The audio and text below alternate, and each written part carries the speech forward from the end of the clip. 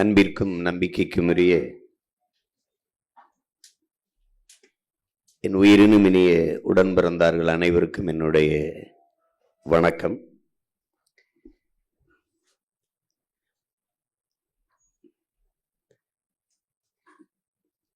நமக்கு முன்னாடி இருக்கிற இரண்டு பெரிய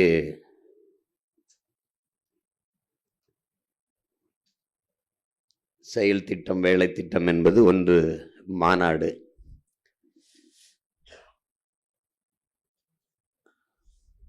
அதுக்கப்புறம் தேர்தல்.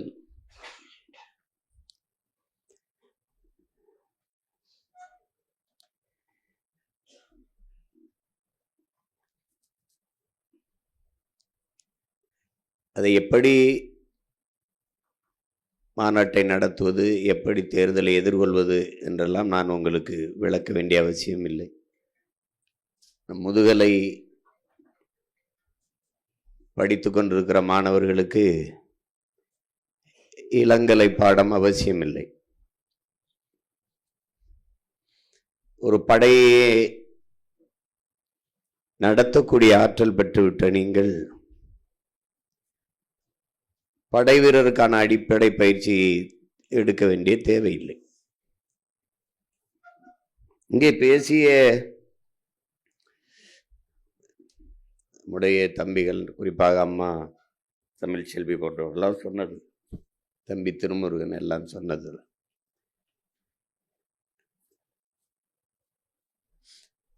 நமக்குள்ள இப்ப இருக்கிற இந்த சிக்கல், நாம் பெரியவன் நீ பெரியவன்ங்கிறது இந்த தமிழ் சமூகத்தில் இருக்கிற ஒரு, அது நம் பரம்பரை நோய். அதை நீங்கள் எனக்கு முன்னாடி மிகப்பெரிய மருத்துவர்கள்லாம் இது செய்து தோற்றுருக்கார்கள். இதில் இந்த மருத்துவத்து இதில் வென்றது அப்படின்னா நம்மளுடைய பெரிய மருத்துவர் மட்டும்தான் வென்றிருக்காரு. பெயர் வெல்லலை. இப்போ இதில் இந்த சமூகம் எப்படி எங்கேயோ ஒரு சாபத்தை பெற்றிருக்குது. அது எங்கேன்னு தெரியல, எனக்கு தெரியல. இது என்ன அப்படி பார்த்தாலும் நம்ம முன்னோர்கள் யாரையும் அடிமைப்படுத்தி ஆண்டார்கள்ங்கிற செய்தி கூட நமக்கு இல்லை. நம்ம யாரையும் கொடுமைப்படுத்தணும், அடிமைப்படுத்தணும் இல்லை. தமிழ் பேசினா நாக்கு அறுத்துருக்காங்க, சோதனை சாவடி வச்சுருக்காங்க, இந்த பகுதிகளெல்லாம் இந்த சாதி நுழையக்கூடாதுன்னு அப்படிலாம் நம்மளை ஆட்சி செஞ்சுருக்காங்க. உங்களுக்கு தெரியும் தானே. ரொம்ப பேரன்பும் பெருந்தன்மையும் கொண்ட வம்சாவளியில் வந்தவன் நம்ம. அதுவும் உங்களுக்கு வரலாற்றை வாய்ச்சு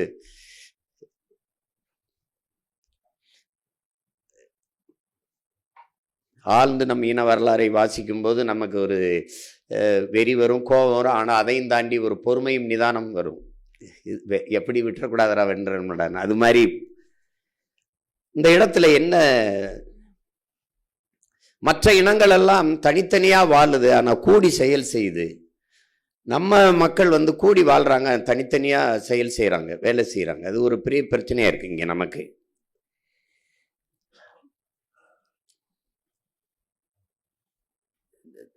எனக்கு கிடைக்காதது அவனுக்கு, எனக்கு கிடைக்கலனாலும் பரவாயில்ல அவனுக்கு கிடைக்கணும் அப்படிங்கிற எண்ணம் இல்லாம, எனக்கு கிடைக்காதது எவனுக்கும் கிடைக்கக்கூடாது அப்படிங்கிற ஒரு எண்ணத்துல இந்த சமூகம் உருவாயிருச்சு.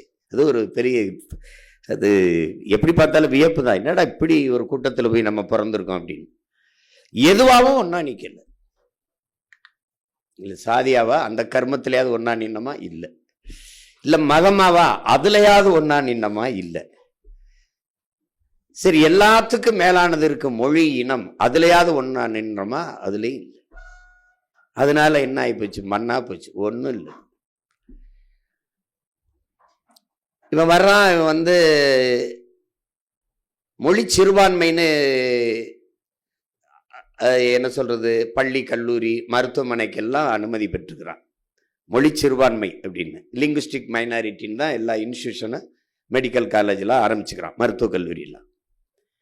ஆனால் அரசியல் என்று வரும்போது இந்த நிலத்தில் தமிழர்களையே சிறுபான்மைன்னு அடிக்கிறான். வரலாற்றில் எங்கேயுமே மதத்தை வச்சு மனிதர்களை மதிப்பிடுவது இல்லை. ஏன்னா முதலில் தோன்றியது மொழி, இனமா சாதி மதமான்னு கேட்டிங்கன்னா முதலில் தோன்றியது மொழி இனம்தான். ரொம்ப பின்னாடி ஒரு 2100 ஆண்டுகள் தான். சரி, புத்தனே எடுத்துக்கிட்டாலும் அவன் தான் ரொம்ப மூத்தவனாக இருக்கான். அவனே விடுறதாலும் ஒரு 2500 ஆண்டுகள் இருக்கும். அதுக்கு பின்னாடி இயேசு அப்படிலாம் கிறிஸ்தவம்னு பார்த்தாலும் ஒரு 2000, இப்போ என்ன ஒரு 2000 ஆண்டு, 2200, நபிகள் ஒரு 1800 அப்படி இருக்கும். அதுக்கு பின்னாடி அதுக்குள்ள உங்களுக்கு தெரியும், தமிழர்களுக்கு பிறப்பு வழியே சாதி கிடையாது, தொழில் வழியே தான் குடி. அது பிறப்பு சாதிங்கிறது தமிழ் சொல்லு இல்லை.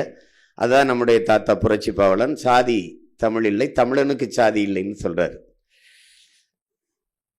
எவ்வளவு வழி இருந்தா சொல்லுவார் பாருங்க. இருட்டறையில் உள்ளதடா உலகம், சாதி இருக்கின்றது என்பானும் இருக்கின்றானே தமிழான்னு பாடுறாப்புல. இன்னும் இருட்டில் கிடக்கிறான்டா இந்த படுவாவின்றப்புல. அவரே முதலியார் சங்கத்துக்கு தலைவராயிட்டாருன்னா கொடுமை தான்.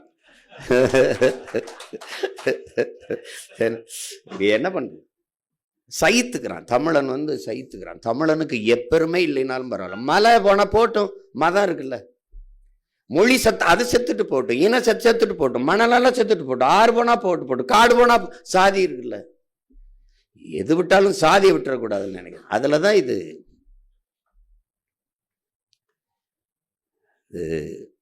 அதனால இந்த ஓர்மைப்படுத்த முடியல. சரி, வன்னியராவது ஒன்னா நின்னமா இல்லை, சரி பறையராவது ஒன்னா நின்னமா இல்லை, சரி முக்குளத்தோர்னாவது ஒன்னா நின்னமா அதுல இல்லை. அதனால என்ன ஆயிருதுன்னா, தமிழ் சமூகத்திற்கு ஓர்மை இல்லாதனால வலிமை இல்லை, வலிமை இல்லாதனால அரசியல் இல்லை, அரசியல் இல்லாதனால அதிகாரம் இல்லை. அதனால அது சொந்த நிலத்திலேயே அடிமையா இருக்கு. எவன் சைத்தான், எப்படி சைத்தான்? நீ ஒரு மொழி சிறுபான்மை இந்த நிலத்தில் தமிழர்களை நீ சிறுபான்மைன்னு சொன்னதை நம்பியிருக்கான் பாருங்க. இன்னைக்கு வரைக்கும் நம்பிட்டு இருக்கான் பாருங்க, இப்ப வரைக்கும் நம்பிட்டு இருக்கான். கிறிஸ்தவர் இஸ்லாமியருங்கிறது அவன் இருக்கான், இன்னைக்கு இருக்கான், இன்னைக்கு கிறிஸ்தவனா இருக்கான், நாளைக்கு இஸ்லாமிய மாறான், நாளைக்கு இந்துவா இருக்கான், நாளைக்கு கிறிஸ்தவனா மாறான். அதான் அவனுக்கு வழிபாடு என்பதும் உணவு என்பதும் உடை என்பதும் கல்வி தேர்வு என்பதும் அவரவர் உரிமை, அவரவர் விருப்பம், அதுக்கு தான் சுதந்திரம். இதைத்தான் நீங்க கும்பிடணும், இதைத்தான் செய்யணும் அப்படின்னு. உலகத்துல எவ்வளவு பெரிய கொடுமையான நாட்டில் இருக்கும் பாருங்க. மதம் அரசியல் செய்த அரசியல் என்பது பாருங்க, அரசியல் என்பது பாருங்க, ஒரு நாட்டில் குறிப்பிட்ட ஒரு மக்களுக்கு குறிப்பிட்ட ஒரு மொழி, குறிப்பிட்ட ஒரு இனம், குறிப்பிட்ட ஒரு சாதி, குறிப்பிட்ட ஒரு மதத்திற்கு இருக்க முடியாது. ஒரு நாட்டின் அதிகாரம் என்பது அந்த நாட்டுக்கானது. நாட்டுக்கானது என்றால் மக்களுக்கு மட்டுமானது அல்ல, அந்த நாட்டில் இருக்கிற மற்ற உயிரினங்கள், மரம், செடி, கொடி, ஆறு, அருவி, புல்லு, பூண்டு, ஈ, எறும்பு, எல்லாவற்றுக்குமான அரசியல் பாதுகாப்பு தான் நாட்டின் பாதுகாப்பு. அதுக்குள்ளதான் மக்கள் இருக்காங்க. அப்போ ஒரு நாட்டின் ஒட்டுமொத்த குடிகளுக்குமான ஆட்சி ஒரு பொதுமையான அரசாட்சி, அதுதான் அறம் சார்ந்த ஆட்சி. ஒரு நாட்டில் ஒரே ஒரு ஒரு ஒரு ஒரு ஒரு வேளாண் குடிமகன் ஏழையா இருக்கான்னா அந்த நாடே ஏழை நாடுன்னு தான் மதிப்பிடப்படும்ங்கிறான். அப்படின்னா இந்த நாடு எவ்வளவு ஏழையான நாடுன்னு நீங்க யோசிச்சு பார்த்துக்கிறீங்க. இந்த நாட்டை நாடுனே கணக்கில் எடுக்க முடியாது. அப்ப அப்படிப்பட்ட ஒரு ஆட்சி முறை இங்க நடக்குது. மதம் அரசியல் செய்து கொண்டிருக்கு, மதம் அரசாண்டுகிட்டு இருக்கு. காந்தியே சொல்றாரு, மதத்திற்கும் அரசுக்கும் 1000 கிலோமீட்டர் தூரம் இருக்கணும், அது வரவே கூடாது. அது ஒரு நாடு இந்த மதம் சார்ந்தவன் தான் வாழ வேண்டும் என்று எண்ணுது. ஒரு நாடு மக்கள் வாழக்கூடிய நாடா இருக்கணும். இந்த மதம் வாழக்கூடிய நாடா மாத்த நினைக்குது. அப்படி ஒரு அரசியல் போகுது.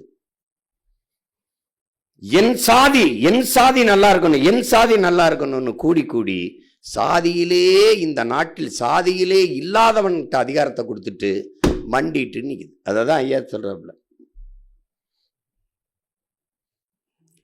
எல்லா சிறுத்தையும் இருக்கு, இந்த சிறுத்தை இப்படி இருக்குன்னு சொல்றது. என்னை கொண்டு அங்கே நிறுத்திட்டீல்னு அவருக்கு ஞாபகப்படுத்துங்க. அவர் பெரிய புலிங்கிறத ஞாபகப்படுத்துறோம் அவருக்கு.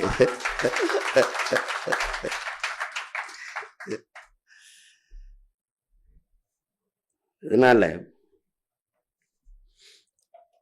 நாம் அந்த அரசியலை செய்ய வரல, நமக்கு அது அரசியல் இல்லை. உங்களுக்கு விளங்கப்படுத்தியிருக்கேன், இந்த மாநாட்டில் கூட தெளிவாக விளக்கப்படுத்துவோம். நம்ம அது பெரிய வகுப்பு. ஏன்னா நம்ம அரசியல் அப்படி இல்லை, நம்ம உலக பொதுமைக்கான அரசியல். உலகத்தில் இங்கே கன்னடர்கள் அவர்களுக்கு அரசியல் செய்வார்கள், தெலுங்கர்கள் அவர்களுக்கு செய்வார்கள், மலையாளிகள் அரசியல் அவர்களுக்கு செய்வார்கள். நம்ம நிலத்தில் தமிழர்கள் நாம் அவர்கள் எல்லோருக்கும் சேர்த்து செய்வோம். தமிழர்கள் நாம் எல்லாருக்குமான அரசியலை செய்வோம். ஏனால் நாம் மாநில நேயர்கள் அல்ல, உயிர்மை நேயர்கள், உலகை நேசிப்பவர்கள். அதனால்தான் கம்பன், கபிலன், இளங்கோ, வள்ளுவன் எல்லாம் உலகு உலகு உலகு என்று தழுவி பாடுகிறார். தமிழ் கூறும் நல்லுலகன் தான் பாருங்க, அப்படிதான் பாடுறான். அகர முதல எழுத்தெல்லாம் ஆதி பகவன் முதற்றே உலகு என்றுதான் பாடுவான். யாதும் ஊரே ஆவரும் கேளீர், இந்த உலகம் எல்லாம் எனது ஊர் தான், வாழும் ஒவ்வொரு மானுடமும் என் உறவினன் என்று பாடுகிறது தமிழ்தான் பாடும். தமிழ்தான் பாடும். தமிழ் ஏன் அவள் பேரன்பின் தாய். அவளுக்கு ஒருதான், அவளுக்கு பகைக்கு தெரியாது, ஆனால் பகை வந்தால் அதை மிச்சம் வைக்க தெரியாது. அதுதான் அவள்கிட்ட இருக்கிற ஒரு. ஏன்னால் தமிழன் அறம் சார்ந்து வாழ்ந்து நின்ற மறவன். அவனுக்கு மானம், வீரம், அறம் மூன்றும் உயிர் என்று வாழ்ந்த ஒரு இன கூட்டம் அது. இது மூணு இப்ப இருக்குதான்னு கேட்கக்கூடாது. அதெல்லாம் இப்ப இருக்குதுன்னா, நான் என்னுடைய சீமான் என்கிற ஒரு தனி மனிதன், நான் பிரபாகரன் என்ற பெருந்தலைவனை ஏற்றுக்கொண்ட அவன் மகன், என்னுடைய ஆள் மனதிலிருந்து மனச்சான்றின் வழியா பேசுறேன்.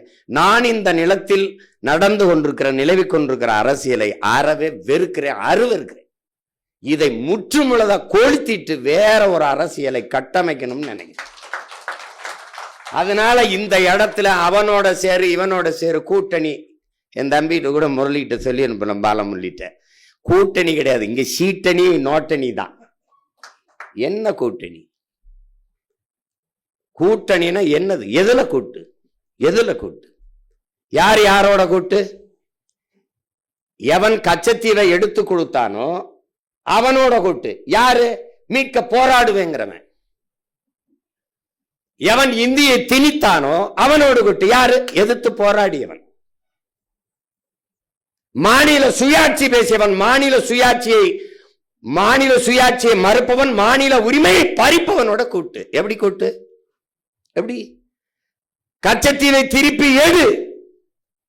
இந்த கட்சி, திராவிட கட்சி, மாநில கட்சிகள் கொடுத்ததுதான், திருப்பி எடுக்க வேண்டும் என்ற பேச்சுக்கு இடமில்லை. அவனோடு கூட்டு. எப்படி?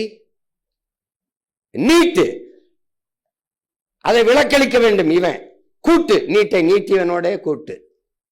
இது எப்படிப்பட்ட கூட்டு? ஒரு மாநில உரிமை, அதுல மிக முதன்மையானது நீர் உரிமை. அந்த உரிமை, என் மாநில நிலத்தின் வளத்தின் எல்லாத்தையும் நீ பகிர்ந்துக்கிற.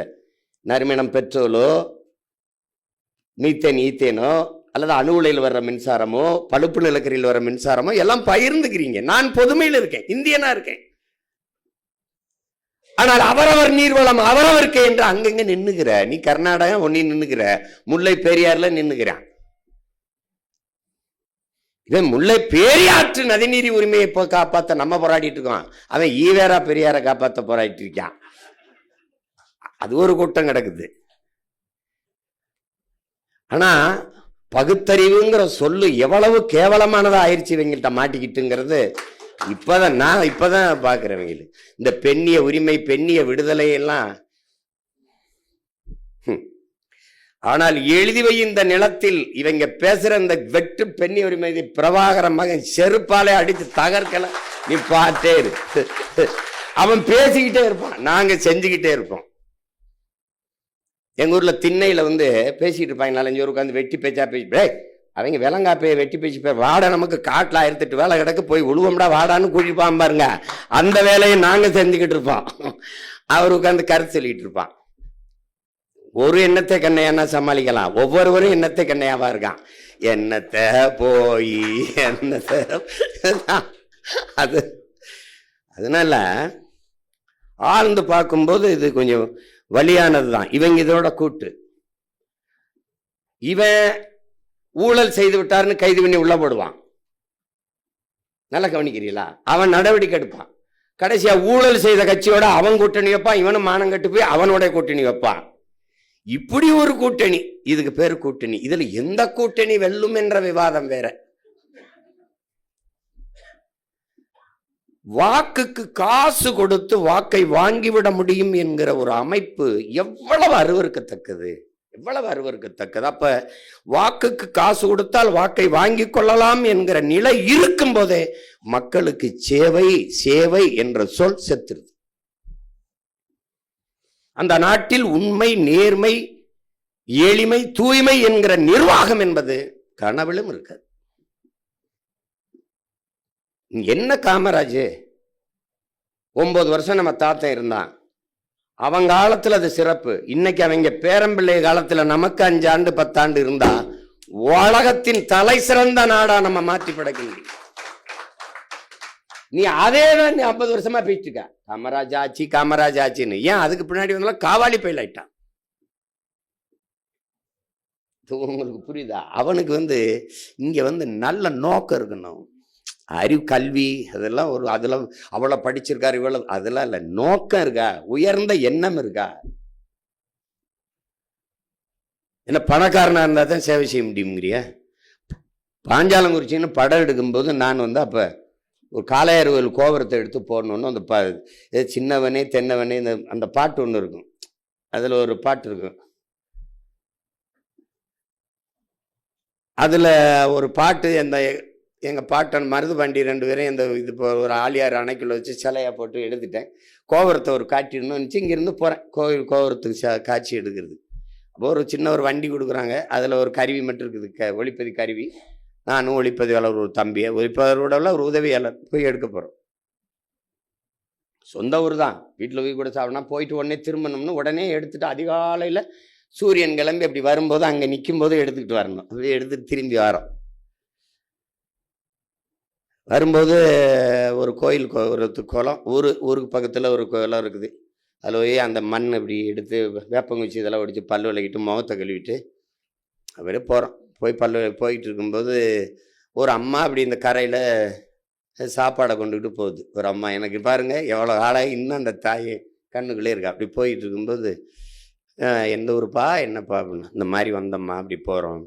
இப்போ பல்லு விளக்கிட்டு இப்படி போறிய வாய் விழிச்சிட்டு சாப்பிட்டீங்களாப்பா அப்படின்னு கேட்குது அந்த அம்மா. எங்கள் ஊர் பாருங்க. அப்போ இல்லை இவ்வளவுக்கு வறண்ட நிலம், நாங்கள் சிவகங்கைக்காரன், மண்ணு வறண்டு இருக்கு, மனசு எவ்வளோ ஈரமாக இருக்கு பாரு. ஏயா சாப்பிட்டீங்களா யாருன்னு? இல்லைம்மா நான் போகும்போது அங்கிட்டு.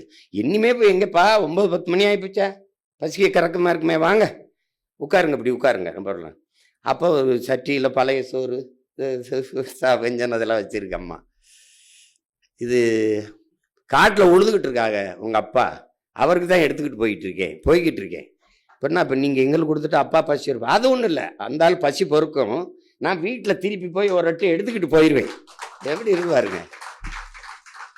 இப்போ இதை விட இன்னும் ஒரு இது இருக்கு பாருங்க. சாப்பிட்டு இப்போ எங்கிட்ட பெருசாக ஒன்றும் பணம் இல்லை. அன்னைக்கு இதில் ஒரு 100 ரூபாய் ஏதோ இருந்தது, 100 ரூபா. அதை எடுத்து அம்மா இதை வச்சுக்கிறீங்களான்னு. ஆத்தாடி என்னையா நீ, இப்போ நீ உங்கள் அம்மாவுக்கு தினம் சாப்பிட்டு காசு கொடுத்தா போவியாயா அப்படின்னு கேட்டா பாருங்க ஒரு கேள்வி. இதே எப்படி இருக்கு பாருங்க, எவ்வளோ காலம் ஆயிடுச்சு இன்னும் நினைவு வச்சிருக்கேன் பாருங்க. ஒன்றும் வேணாம் ஐயா, இதெல்லாம் நீ என்ன என் பிள்ளைக்கு சாப்பாடு போட்டதில் எனக்கு என்ன காசு கொடுக்குற, நீ அதெல்லாம் வேணாம், ஒன்றும் இல்லை.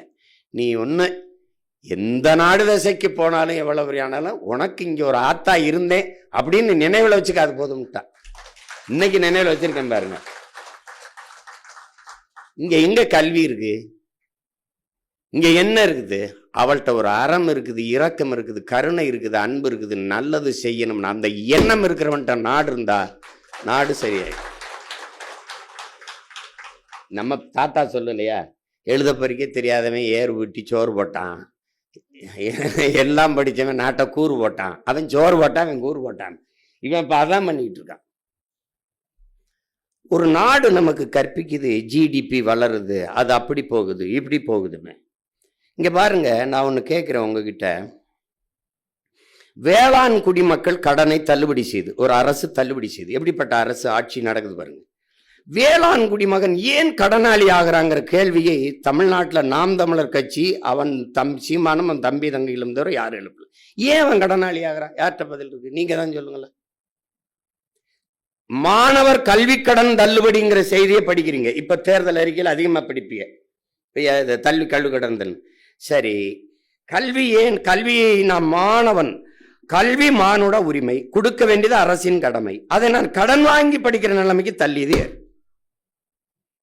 நான் ஒரு நாட்டின் வளத்திலே ஆகச்சிறந்த வளம் அறிவு வளம். அந்த அறிவு வளத்தையே நான் கடன் வாங்கி படிக்கிற நிலைமைக்கு தள்ளியவன் பதில் இல்லை. சரி, என்னுடைய கல்வி கடனை ஒரு தடவை தள்ளுபடி பண்ணிட்டேன். அப்ப மறுபடியும் அதை மாத்திரமா மறாண்டு மறுபடியும் தள்ளுபடி. எப்படி தள்ளுபடி? இந்த தள்ளுபடி என் கடனை தள்ளுபடி பண்ணிட்டேன். வேளாண் குடிமகன் ஏன் கடனாளி ஆகிறான்? ஏன்னா எவனும் உற்பத்தி செய்யற பொருளை அவனே விலையை தீர்மானிக்கிறான்.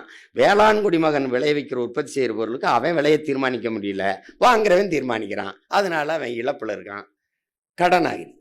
அப்ப வேளாண் குடிமகன் தள்ளுபடி ஆகிறான். ஒரு நாட்டில் வேளாண் குடிமகன் கடனாளி ஆயிட்டா அந்த நாடு நாடான்னு வச்சுப்பாரு. அது என்ன, சிகரெட்டு விற்கிறவன், புயல விற்கிறவன், சாராயம் விற்கிறவன், கார் விற்கிறவன், செல்போன் விற்கிறவன் எல்லாரும் பணக்காரனா இருக்கும்போது எல்லா பயலுக்கும் சோறு போடுற உயிர் உணவாக இருக்கிற உணவை தருகிற, உயிர் தேவையா இருக்கிற உணவை தருகிற உழவர் குடி எப்படி கடனாளி ஆகிறான்? யார்கிட்ட பதில் இல்ல. வேளாண் குடிமகன் கடன் தள்ளுபடி, மாணவர் கடன் தள்ளுபடி. நீ வாங்கின 10 லட்சம் கோடி கடனை யாரு தள்ளுபடி செய்வார்? எப்படி இருக்கு பாருங்க. ஒரு நாடு 196 லட்சம் கோடி கடனை தொட்டுட்டு அந்த நாடு ஜிடிபில நான் வளர்றேங்குது. என்ன வளர்ற? கடன்ல வளர்ற.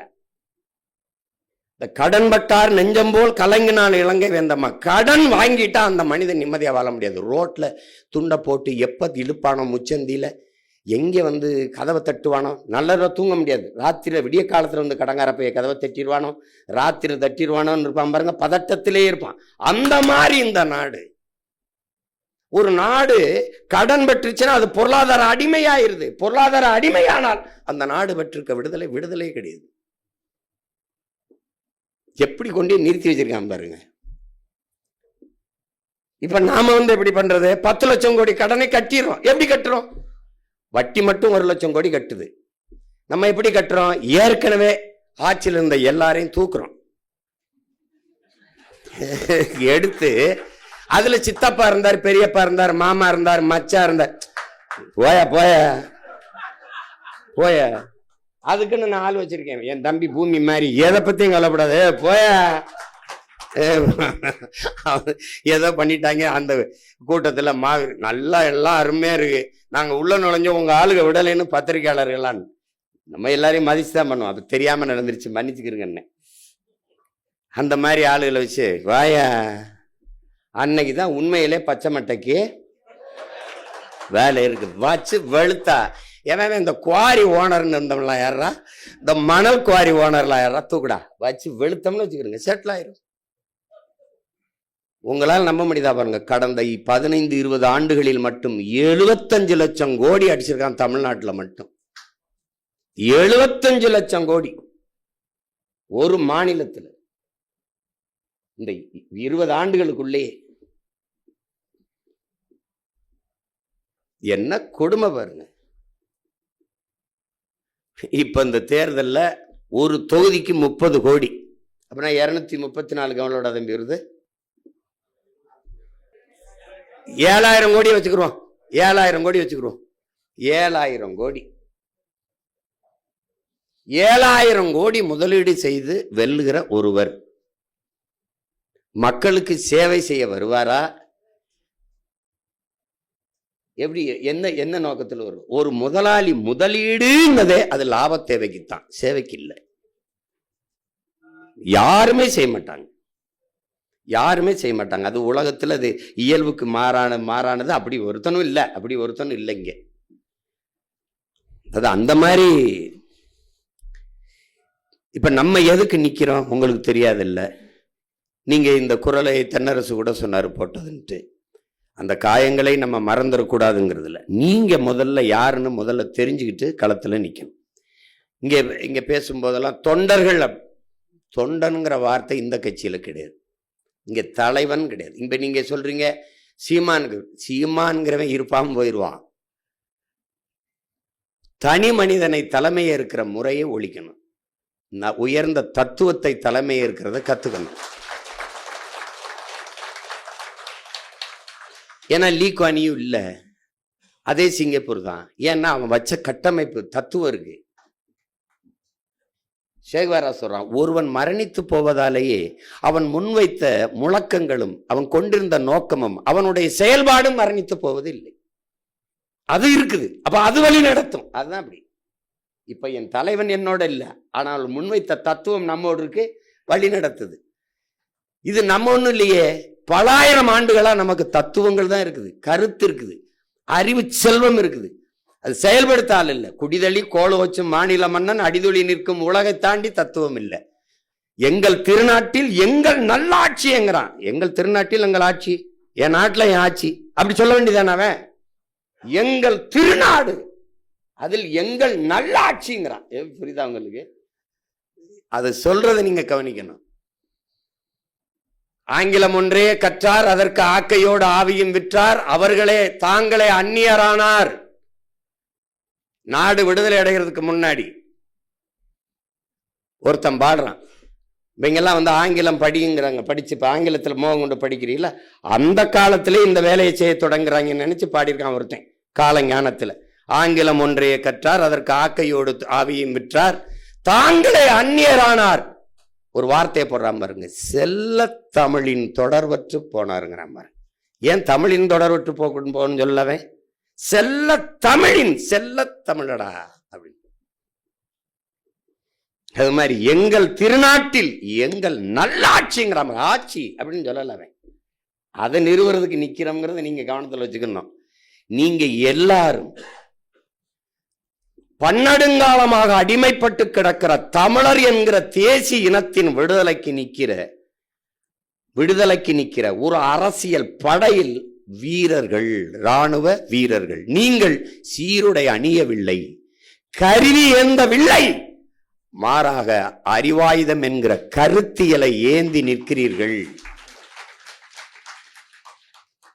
ஒரு அடிமை தேசியனத்தின் விடுதலை படையில், அந்த விடுதலைக்கு போராடுகிற புரட்சிகர அரசியல் படையில் நீங்கள் தளபதிகள். இதில் ஆண் பெண் இந்த பாலியல் வேறுபாடு கிடையாது.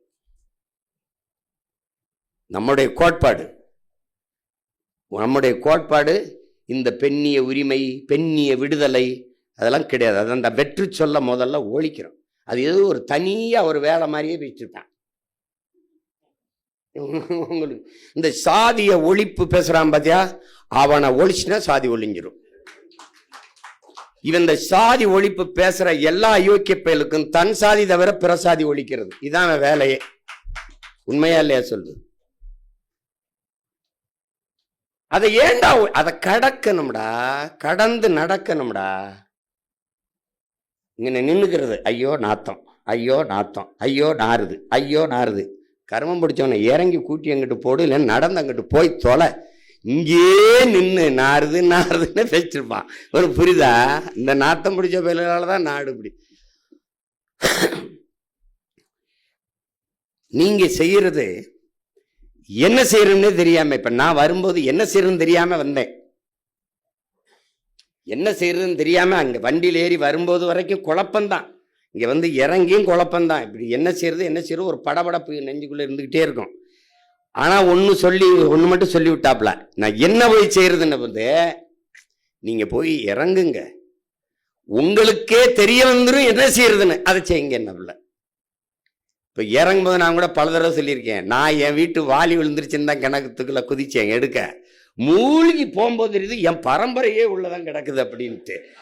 அப்புறமா தான் தெரிஞ்சு, முதல்ல என் இனத்தை கொன்னு விட்டான், என் இனச்சாவு இப்படி பண்ணிட்டாங்களே, நம்ம வச்சு நம்ம விடுதலை கனவை அப்படின்னு தான் இறங்கினேன். ஆனா அப்புறமா தான் தெரியுது, இவன் எல்லாமே திட்டமிட்டு என் பரம்பரையை அவன் அழிச்சிருக்கான். என் மொழியை அழிச்சு, என் இனத்தை அழிச்சு, என் வரலாற்றை மறைச்சு, என் இலக்கியத்தை ஒழிச்சு, என் வழிபாட்டை அழிச்சு, மொத்தமாவே என்னை முடிக்கிறேன்னு திட்டமிட்டு இருக்கானவனதான். இது வலுவா நின்றுட்டு இந்த வேர் எங்கடா இருக்குன்னு பார்த்தா அது வேறா இருக்கு, வெட்டா அப்படின்னு முடிவு. புரியுதுன்னு நினைக்கிறேன். ரொம்ப போட்டு குழப்பிக்காத. உன்னை கேட்பான் என்ன அவரு, டேய் ஒரே ஒரு கேள்விதான்.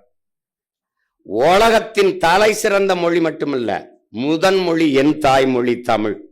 அதை எந்த மொழியில் ஆய்வறிங்கன்னு மறுக்க முடியாது, எந்த தொல்பொருள் ஆய்வறிங்கன்னு மறுக்க முடியாது. இதைத்தான் நம்ம தாத்தா காகிதம் இல்லத்தவர்களும் சொல்றாங்க, எவனும் மறுக்க முடியாது. நன்கு கட்டமைக்கப்பட்ட உலக மொழிகளின் முதன்மையானது தமிழ். சீர், சந்தம், யாப்பு, அசை, தொடை, இப்படி நன்கு கட்டமைக்கப்பட்ட உலக மொழிகளில் ஒன்று. எம்மொழியின் துணையுமின்றி தனித்து இயங்கக்கூடிய ஒரு மொழி உலகத்தில் உண்டென்றால் அது தமிழ். அதனால உயர் தனிச்ச மொழி. மற்ற மொழியெல்லாம் வேற மொழியிலிருந்து சொற்கள் கடன் வாங்கணும், ஆனா எனக்கு இருக்கு, நான் பயன்படுத்துறது இல்லை. ஜன்னல்ங்கிறோம், சாளரம்னு இருக்குது இல்லையா? இப்ப இது மைக்குன்றோம், ஒளி வாங்கின்னு இருக்குது. எனக்கு எல்லாத்துக்கும் சொற்கள் இருக்கு, நம்ம பயன்படுத்துறத. அப்படிப்பட்ட மொழி. ஆகச்சிறந்த இலக்கியங்களை எங்கள் தாய்மொழியே கொண்டிருக்குது, எல்லா சமயங்களுக்குமான காப்பியங்களை கொண்டிருக்குது. அப்படிப்பட்ட ஒரு மொழி. நீ நினைச்சு பாரு, இன்னைக்கு முதுகலையில் ஆய்வமானவன் கூட குறை சொல்ல முடியாது என்னுடைய குரலை. எழுசீர்ல சொற்பிழை இல்லை, எழுத்து பிழை இல்லை, பொருள் பிழை கிடையாது. எங்க அவன் என்னங்க இப்படி எழுத்து பிள்ளையா பாடியிருக்கா, அப்படி பொருள் பிள்ளையா பாடியிருக்கா, கம்பன் என்னங்க இப்படி பாடியிருக்கா, பாட முடியும், சொல்ல முடியாது. அதுல நீ என்னத்தை வியக்கணும், எதை கண்டு பார்க்கணும், எதை இப்படி யோசிக்கணும், அவனுக்கே வேண்டா தமிழ் படிப்பிச்சு கொடுத்துருப்பான்.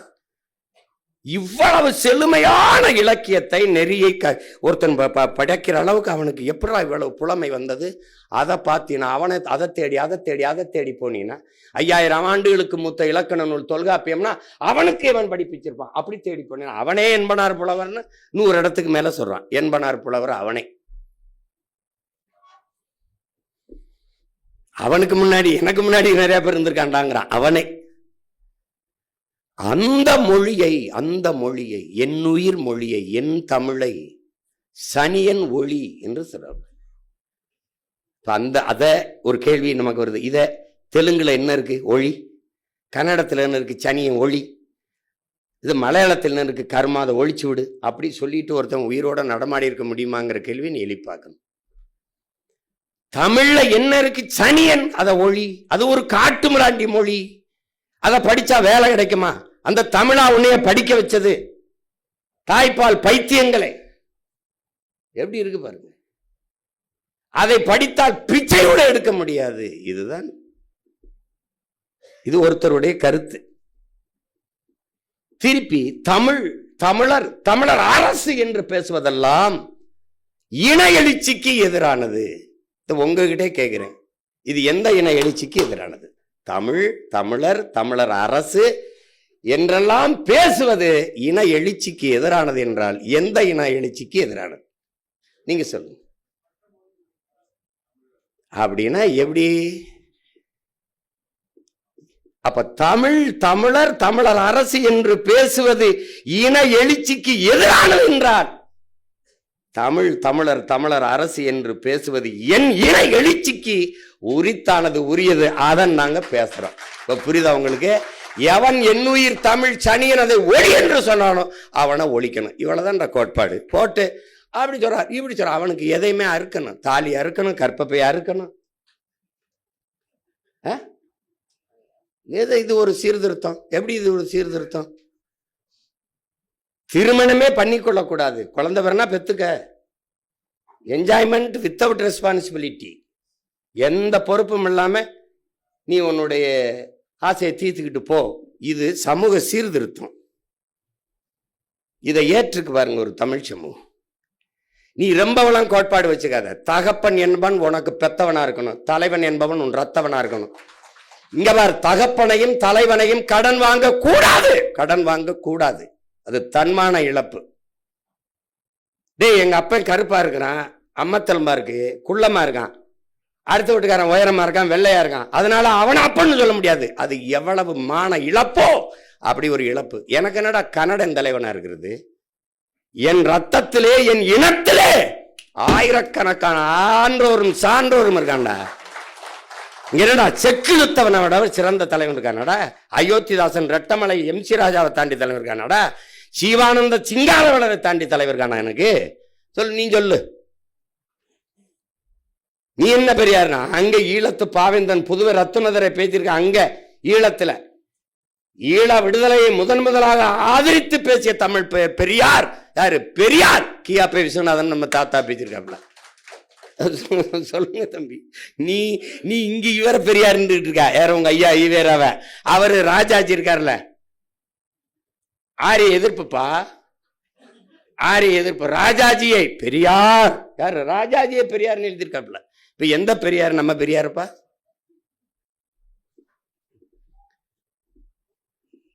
அண்ணல் அம்பேத்கர் சொன்னதான் நீங்க வச்சுக்கணும்.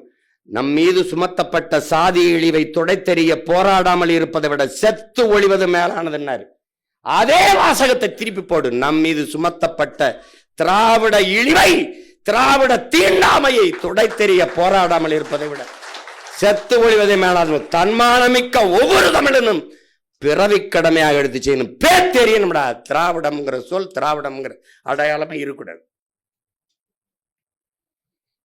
இவ்வளவு தூரம் கொண்டு வந்து நிறுத்திட்டான். இவ்வளவு தூரம் விட்டு போயிரும் நினைக்கிறியா நீ? என்ன நம்ம எத்தனை ஆண்டுகளாடா முருகனை கும்பிட்டாங்க. இப்ப எந்த முருகன்டா சிலையா இருக்கு? இப்ப எந்த முருகன் இருக்குது? திருமண அழைப்பிதழா, நாட்காட்டியா அச்சிடும் போது அண்ணன் வரைஞ்ச முருகன் தான் இருப்பான். அப்படி நிறுவும் போது நம்ம மாத்த மாட்டோமா? எல்லாத்தையும் மாத்த மாட்டோமா? என்ன நீ நினைச்சுக்கிட்டு இருக்கா நீ? கர்நாடகால விண்ணூர்தி நிலையத்தை விட்டு வெளியே வந்தா கெம்பே கவுடான் அவன் மன்னனை வச்சிருக்கான்.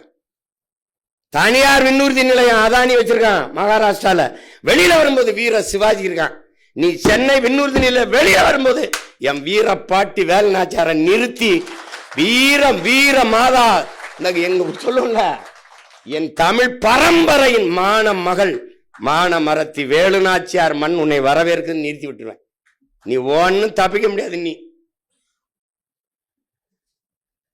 நீ இந்த மதுரை விண்ணூர்தி நிலையத்துக்கு வந்து எங்க தாத்தா முத்துராமணி தேர் பேர்ல ஒரு தூக்கி தருது, தாத்தா இமானுவல் தேர்ல வைக்க தருது.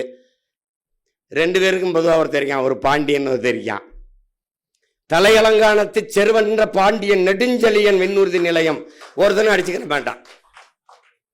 இவ்வளவுதானே. இவங்க என்னென்ன வேலை பண்ணியிருக்கான்? இந்த போத்தீஸுக்கு ஏற்ற மாதிரி பல 100 கோடியில் ஒரு மேம்பாலம் இருக்கு. போ, அந்த மேம்பாலத்துக்கு பேர் என்ன? ஜே அன்பழகன் மேம்பாலம். யாரு ஜே அன்பழகன்? யாரா சொல்லு. எங்க அண்ணனுக்கு ரொம்ப நெருக்கமான நண்பர் பையன். அவர் இந்த நாட்டுக்கு என்ன செஞ்சிருக்காப்ல? அவ்வளவு. திமுகவின் மாவட்ட செயலாளர், சட்டமன்ற உறுப்பினர். அவருக்கு மேம்பாலம். இங்க எதுக்கு சவுந்தரபாண்டியன் நாடார் இருந்தா? நடேசனார் எதுக்கு இருந்தாரு? இந்த நடேச முதலியார் எதுக்கு இருந்தாரு? இந்த அயோத்திதாசர், ரெட்டமலை சீனிவாசன், MC ராஜா, சிங்காரவேலர், இந்த ஜீவானந்தம், இவங்கெல்லாம் எதுக்கு இருந்தாங்க முன்னவங்க? ஏன் அவங்க பேரெல்லாம் அதில் வச்சா தகுதி இல்லையா? அதுக்கு அடையாளத்தை மறைப்பது. எங்க சுத்தினாலும் உங்களுக்கு ஒண்ணுதான் இருக்கு. நீங்க தன்னை முன்னிறுத்திக்கிற முயற்சி பண்ணும்போது மண்ணையும் இனத்தையும் பின்தள்ளுறீங்க. நீங்கள் பிறந்த உங்கள் மண்ணையும் இனத்தையும் முன்னிறுத்தும் போது உங்களை பற்றி நீங்க இங்கே நிற்கிறேன், என் பேர் அங்க இருக்கு, என்னை முன்னாடி உள்ள பின்னாடி உள்ள அதெல்லாம் வராது. ஒரு லட்சியவாதிக்கு அதெல்லாம் என்ன தோணாது. உலகம் முழுமைக்கும் இருக்கிற தத்துவங்கள் என் அன்பிற்குரியவர்களே, கைகட்டி வேலை செய்ய தயாராக இல்லாதவன் கை நீட்டி கட்டளை இடுகிற தகுதியை பெறமாட்டான். உங்களுக்கு புரியுது நினைக்கிறேன்.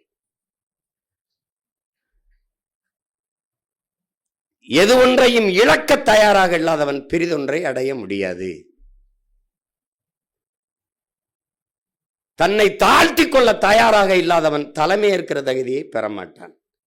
நல்ல மாணவன் தான், நன்றாக கற்கிற நல்ல மாணவன் தான் நல்ல ஆசிரியராக ஆக முடியும். நான் பள்ளிக்கூடமே போக மாட்டேன், நான் படிக்கவே மாட்டேன், ஆனா என்னை பேராசிரியர் ஆக்குனா அது எம்பிட்டு பெரிய சேட்டை அயோக்கியத்தனமோ அப்படிப்பட்டதை ஒரு வேலையும் செய்ய மாட்டேன். என்னை மாநிலத்துல போற்று. யாரும் இங்க கோழி குண்டு அடிச்சு கிச்சு கிச்சு தாம்பலாம் ஆடிக்கிட்டு இருக்க பிள்ளைகள் கிடையாது. 3 சீட்டு 4 சீட்டு ஆடுற ஆட்டமும் கிடையாது. இங்க தேவையில்லாம ஒருத்தரை நீக்கிறதுக்கோ தேவையில்லாம ஒருத்தரை சேர்க்கறதுக்கோ அப்படிலாம் இங்க யாரும் மனநோய் கொண்ட பைத்தியங்கள் இங்கே யாரும் உட்கார்ந்துருக்கல. ஒரு தேசியன விடுதலை என்கிற புனித கனவை கொண்டு நிற்கிற போராளிகளின் கூட்டம் இது. மாசேத்துங் சொல்றாருல, நாங்கள் வன்முறை மீது தீராத காதல் கொண்ட மனநோயாளிகள் அல்ல. அதே தான் நாங்க சொல்றேன். நாமல் இதெல்லாம் இது நம்ம நோய் இல்லது, நாம் தேசியன விடுதலைக்கான போராளிகள், புரட்சியாளர்கள். அதனால இந்த இதெல்லாம் இல்லை. நான் என்ன சொல்றேன், உங்கள்கிட்ட திரும்ப திரும்ப சொல்றேன், இந்த பயணத்தை நான் சரியாக கொண்டு போவேன், வழிநடத்தின்னு நம்பிக்கை இருந்தால் என் பின்னாடி தொடரலாம், பின்தொடரலாம். இல்லைன்னா விலகி நின்றலாம். நீங்கள் வெளியில போய் வைக்கிற விமர்சனங்கள் எல்லாம் என்னை சிதைக்கும், எங்களை சிதைக்கும் என்று நினைத்தால் அது உங்களுடைய புரிதல் குறை. அது எங்களை எப்போதும் செதுக்கி கொண்டிருக்கும், வெறியேற்றி கொண்டிருக்கும். இந்த அயோக்கியப்ப எல்லாம் போய் என்ன பேச்சு பேசுறான் பாரு, இவனுக்கு எதிராக வென்று காட்டணும்டா, இவங்களை ஒழிக்கிறதுக்காவது வென்று காட்டணும்டா. அதனால அதெல்லாம் எங்களுக்கு தெரியும். உளியின் வழிதாங்காதவன் சிலையாக முடியாது, புண்படாதவன் பண்பட முடியாது. புல்லாங்குழலே சான்று. அது நெருப்புல காய்ச்சிக்கிட்டு அந்த கம்பியை கொண்டு போய் அதில் ஓட்டையை போடும்போது அது உடம்பு சூடு தாங்களேன்னா அது எப்படி இனிமே ஈஸியாக தரக்கூடிய புல்லாங்குழலாக மாறும். நான் பல முறை சொல்லிட்டேன். முந்தி கொண்ட முதல்கள் கோயிலின் படிக்கல்லாக இருக்குது, கடைசி வரை காத்திருந்தகல்ல தான் கலசம் ஏறுதுன்னு. கோயிலில் சிலையாக இருக்கிறதும் ஒரே மலையில் வெட்டப்பட்டது தான். படிக்கல்லா வாசலில் ஏறும்போது மிதிபடுற கல்லும் ஒரே இதில் வெட்டப்பட்டது தான். அப்போ என்ன பண்ணுது, கோயில் நட சாத்திட்டு போன பிறகு, குருக்கள் போன பிறகு, இந்த வாசலில் கிடக்கிற கல் அந்த உள்ளே இருக்கிற சிலை இருக்கிற கல்லுக்கிட்ட பேசுது, டே மச்சான், 2 பேரும் ஒன்றாதானடா ஒட்டி இருந்தோம், ஏன்னா என்ன போகிற வரலாம் மிதிச்சிட்டு போகிறான், உடனே விழுந்து பாலாபிஷேகம் பண்ணுறான், நெய் அபிஷேகம் பண்ணுறான், விழுந்து மாலையை போடுறான், விழுந்து கும்பிடுறானடா, எல்லாரும் உன்னை வணங்குறான், என்னை மிதிக்கிறானடா, என்னடா கொடுமைன்றான். அதெல்லாம் ஒன்றும் கொடுமை இல்லை மச்சான், நீ அந்த மலையில் ஒன்றாதாண்டா ஒட்டிக்கிட்டு கட்டிக்கிட்டு தாண்டா இருந்தோம், அவன் 2 அடி அடித்தவொன்னே டப்புன்னு நீ விழுந்துட்டாடா, வழி தாங்காம கீழே விழுந்துட்டா, உன்னை தூக்கி கீழே போட்டு மிதிச்சுக்கிட்டு இருக்கான். நான் பாடுறா, அப்படியாடா, இந்த மூக்கு இருக்கு பாடுறா மச்சான், இதுக்கு 3000 அடி வாங்கியிருக்கேன்டா. இந்த கண்ணு பாடுறா, கணக்கில்லாத அடிடா, கணக்கில்லாத அடி. இந்த காது, ஐயோ அடிச்சாம்பார் அடி. அது மாதிரி இந்த உடம்புல பாடுற அந்த கை காலு வலி, உடம்பு பூரா வலிடா மச்சான். அந்த ஊழியின் வழிதாங்கி நான் நின்னதுனால மக்கள் வழிபடுற இடத்துல இருக்கே, நீ வழிதாங்காம விழுந்ததுனால மிதிபடுற இடத்துல இருக்க. இதுதான் வாழ்க்கை. இதை புரிஞ்சுக்கணும். நீங்க உங்களுக்கு பொறுப்பு வரணும்னா நீங்க வரலாற்றை படிச்சீங்கன்னா அது உங்களுக்கு பொறுப்பு வந்துடும். அது நமக்குன்னு ஒரு வரலாறுன்னு இல்லை, செய்திகள் இலக்கிய சான்று தான் இருக்கு. நம்ம எடுத்து சொல்றோம். நீங்க கண்ணு முன்னாடி நம்ம இனச்சாவை பாருங்க, இன்னைக்கு நம் நிலமும் மக்களும் நிக்கிற நிலைமையை பாருங்க. எந்த உரிமையும் இல்லை, காற்று இல்லை, நீர் இல்லை, நஞ்சில்லாத உணவு இல்லை. பிறக்கிற குழந்தை ஏன் புற்றுநோயாக பிறக்குது, புற்றுநோயோட பிறக்குதுங்கிற கேள்வியை எழுப்புனீங்கன்னா உங்க பொறுப்பும் கடமையும் உங்களுக்கு உணர்வு வந்துடும். இப்போ அந்த இடத்துல போட்டி இருக்கணும். என் தம்பி சொல்றான், அந்த தொகுதியில் 400க்கு மேற்பட்ட இதை கொடுத்துட்டாங்க, ஏதோ தேனியில் ஏதோ ஒரு இதில் சொன்னான், போடியில் கொடுத்துட்டாங்கன்னு. அது மாதிரி போட்டி போடும். இன்னும் BLA 2 அந்த இதை கொடுக்கறதுக்கெல்லாம் பொறுப்பு வரணும். பொறுப்புன்னு சொல்றது காரணம், பொறுப்பாக அந்த வேலையை செய்வார்கள், அதனால் அவர்கள் பொறுப்பாளர்கள் அப்படின்னு போடுறோம். நீங்க அந்த இடத்துல பொறுப்பா இல்லைன்னா அந்த வேலை பொறுப்பற்று போயிடும். இதெல்லாம் உங்க அடிப்படை கடன் வேலை. அதான் ஒவ்வொருத்தரையும் நினைவூட்டிக்கிட்டு இருக்க வேண்டியிருக்கு. ஏப்பா அதை கொடுத்துட்டீங்களா, ஏப்பா அதை செஞ்சிட்டீங்களா. 2வது, உங்களுக்கு இந்த மாதிரி என் தம்பி சொன்ன மாதிரி மிக வேலையை எளிதாக பிரித்து கொடுத்தேன். இந்த தென்னரசு கூட சொன்னார், நீங்க மொத்தமாக இருக்க முடியாது, வளர்கிற பிள்ளைகள் நம்ம எளிய சுமை. ஆமா, இனிய இனிய இனிய பயணம், அது எளிய சுமை அப்படின்னு நான் சொன்னேன். வேலையை சிறிதாக்கு, வெற்றியை எளிதாக்குன்னு பிரித்து கொடுத்தேன். அந்த வேலையை சிறிதாக்குறது என்னன்னா, நீங்க யாராவும் இருங்க, உங்க வாக்ககத்துக்கு போயிருங்க. நீங்கள் மாநிலத்தில் ஒருங்கிணைப்பாருங்க, மண்டலத்தில் இருங்க, இளைஞராக இருங்க, இல்லை மாணவர் பாசம், மீனவர் பாசனம், மகளிராக, உங்கள் வாக்ககம் எது, நீங்கள் எங்கே ஓட்டு போடுவீங்க அந்த இடத்துல போய் நின்றுக்கிறீங்க. உங்களோடு வேலை செய்ய ஒரு 8 பேரை குறைஞ்சது சேர்த்துக்கிறீங்கன்னு சொல்லுது கட்சி. 10 பேரை கூட சேர்த்துக்கிறீங்க, 8 பேர் அது சேர்த்துக்கிறீங்க. அது ஒரு பூத்து ஏஜென்ட்டுனோ வாக்கக முகவர்னோ அந்த கட்சி சொல்ல விரும்பலை. கிளை என்று சொல்ல விரும்புது. அந்த கிளையை கட்டிட்டு நில்லுங்க. உங்கள் இலக்கு ஒண்ணு வச்சுக்கிறீங்க. என் வாக்குகத்தில் வெற்றி வாக்கு என் இலக்கு, இவ்வளவுதான். நீங்க அங்க போய் இது திமுக நிக்குது, அதிமுக நிக்குது, அது எவன் நிக்கிறான்ல, நான் நிக்கிறேன் இங்க, அதுதான் இங்க. ஏன் நீ புலி 1000 விலங்குகளோட நின்னாலும் தனிச்சு நிக்கிற திமிரோட நிக்கும். தனியா நிக்க 1000 மிருகம் சுத்தி நின்னாலும் புலி தனியா நிக்கும். தனித்து நின்றாலும் 1000 மிருகங்களோடு நிக்கிற திமிரோடு நிக்கும். அப்படி நீ அங்க போய் நின்னுக்கணும்.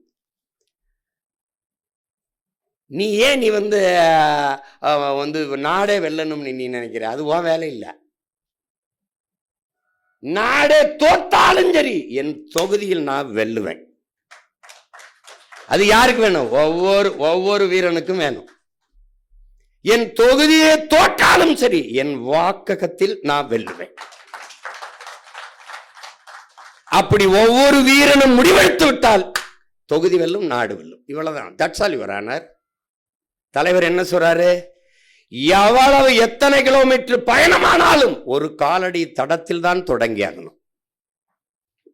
நம்ம ஊர்ல சொன்ன 1 1 100 ஒருமிக்க 100 நம்ம ஊர்ல 1 போட்டுதான் அப்புறம் 1 லட்சம் போடணும். நீங்க எடுத்தோடனே 1 லட்சம் அப்படி பண்ண முடியாது. இதான் மார்ட்டின் லூதர் கிங் நமக்கு என்ன சொல்றான்? நீ ஏண்டா மொத்தமா அப்படி பார்த்து 100 படிக்கட்ட பார்த்து அப்படி இப்படி பார்த்துக்கிட்டு இருக்கடா, கிறுக்கு பல இப்படி பாரு, 5 படி தாண்டா இருக்கும். என்ன சொல்றான்? நேரம் இப்ப நான் பார்த்தா எனக்கு 5 படி இருக்கு. ஏறி அங்க போயிட்டேன்னா அங்கிருந்து பார்த்தா 5 படி தான் இருக்கு. இப்படி 100 படி அப்படி பார்க்காதடா பைத்தியக்காரப்பல. முதல்ல நம்பிக்கையோடு ஒரு படியில் முதல் அடியை எடுத்து வைடாங்கிறான். அதான் இப்ப. அப்ப உன் வேலை என்ன? போப்பாங்க. நாளைக்கு அவர் கேட்பாரு, என் பூத்துல இந்த பாருண்ணே அண்ணே வெற்றி ஓட்ட தொட்ட, என் பூத்துல அதிக வாக்கு. இப்படி ஒவ்வொருத்தனும் காட்டிட்டா நாடு நம்ம கையில். அங்க போய் என்னைய மதிக்கல, என்னை கூப்பிடல, இது ஒருங்கிணையில, அவன் வேலை இவன். அங்கிருந்து ராத்திரியில எனக்கு செய்தி, நாமளே பெரிய செய்தி, நமக்கு ஒரு செய்தி போடுறான் பாருங்க. ஒரு வேலையும் இங்க நடக்கவில்லை. இந்த மாநில ஒருங்கிணைப்பாளர் ஏனென்றே தெரியவில்லை. அவர் அங்க நான் எவனை பிடிச்சி எழுப்புறது போட்ட ஏப்பா அந்த ஒருத்தர் இருக்கான்ல ஊருக்கு இழைச்சவன் பிள்ளையார் விளாண்டி மாதிரி, இந்த பாக்கியராஜா அதை கவனிக்கிறான்னு போட்டு எப்ப அதை பாருப்பா, எப்பா ஏய் அது என்ன பாருப்பா. அப்புறம் அந்த பகுதியில் எவனாவது இருக்கானா நம்மள மாதிரியே பாவப்பட்டவன் 2 பேர் இருப்பான். இந்த பெஞ்சு இந்த பக்கம்லாம் பெஞ்சுக்கு தள்ளிடுறது.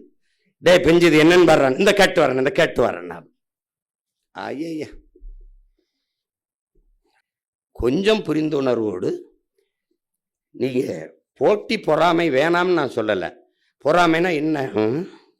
ஒருவேளை இவன் வந்து அதிக ஓட்டு வாங்கிடுவானோ, அண்ணன்ட்ட நல்ல பேர் வாங்கி போறாம இருக்க, அவனை விடக்கூடாதுன்னு சொல்லக்கூடாது, நாம விட்டுறக்கூடாதுன்னு நினைக்கணும். நீ நினைக்கிற அவனை விடக்கூடாது, எப்படியாவது ஒழிச்சு போறணும். சரிதான் என்ன என்ன அதுதான் உண்மையா? பாருங்க, இதை ஒழிக்கணும். நீங்க புதிதாக இந்த பயணத்தை தொடங்கி வரல.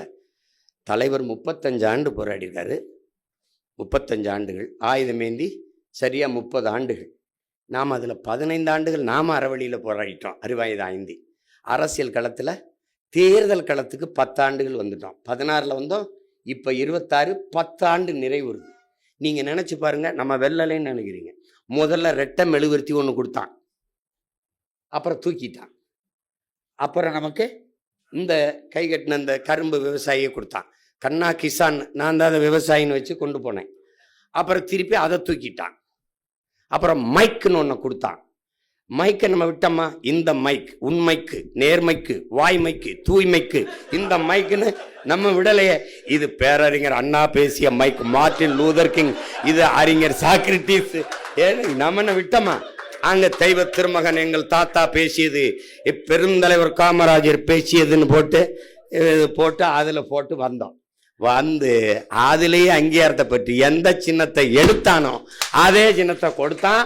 இப்ப அந்த சின்னம் நிலையான ஒரு சின்னமா மாத்திருக்கோம். இது வெற்றி தானே? இது வெற்றி தானேப்பா. அப்புறம் இப்படி சட்டமன்றம் நாடாளுமன்றத்துக்குள்ள போய் செய்ய முடியாததெல்லாம் நம்ம செஞ்சுக்கிட்டு இருக்கோம். இங்க எங்க ஐயா அம்பேத்கராஜன் ஐயா சொன்னாங்க பாருங்க, எவ்வளவா ஆளுமையோட பேசுனாங்க பாருங்க ஐயா, எவ்வளோ அனுபவத்தோட தெளிவாக எடுத்து வச்சாங்க பாருங்க. இன்னைக்கு காட்டுப்பள்ளியில் அந்த கட்டுமானம் அப்படியே நிற்குதுன்னா காரணம் நாம் தமிழர் கட்சி தான். திருவொற்றியூரில் அண்ணனை திட்டமிட்டு அவன் தோக்கடிக்க வேண்டிய தேவை இருந்ததுனா, இவன் வென்றுட்டானா கொண்டுட்டான்னு தான் அங்கே அவனை தோக்கடிக்கிறான். நம்மை வீழ்த்த துடிப்பார்கள், ஊடகங்கள் மறைக்கும். காரணம் கார்ப்பரேட் கூட்டாண்மை முதலாளிகளுக்கு எதிரானவர்கள் நாம், நிலத்தின் வளத்தை கொள்ளையடிப்பவர்களுக்கு எதிரானவர்கள் நாம். அதனால நம்மளை வளர விடக்கூடாதுன்னு நினைப்பான். நம்மை மட்டும் இல்லை, எவனவன் என் மொழி, என் இனம், என் நாடு, என் மக்கள், என் மலை, என் காடு, என் அருவின்னு பேசுறானோ அவனெல்லாம் ஒழிப்பான்.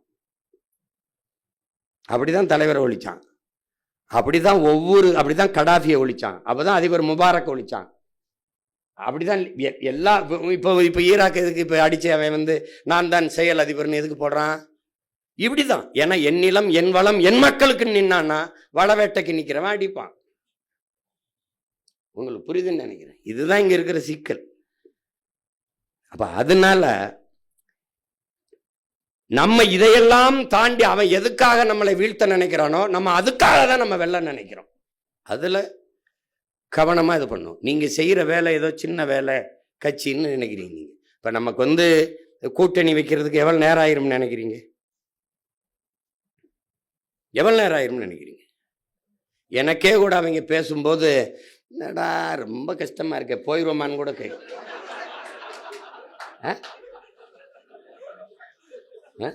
இதெல்லாம் சிரிக்கிறிய பத்தியில உங்களுக்கு தெரியும், நான் போக மாட்டேன். அதாவது என்னன்னா,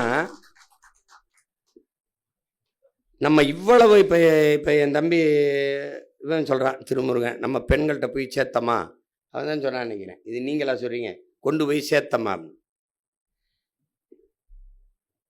நாங்க என்ன செய்யறோம்னு கூட, நாட்டில் இவ்வளவு வேலை நடக்குது, இதை கூட கவனிக்காம நீ அங்க என்ன பண்ணிட்டு இருக்க?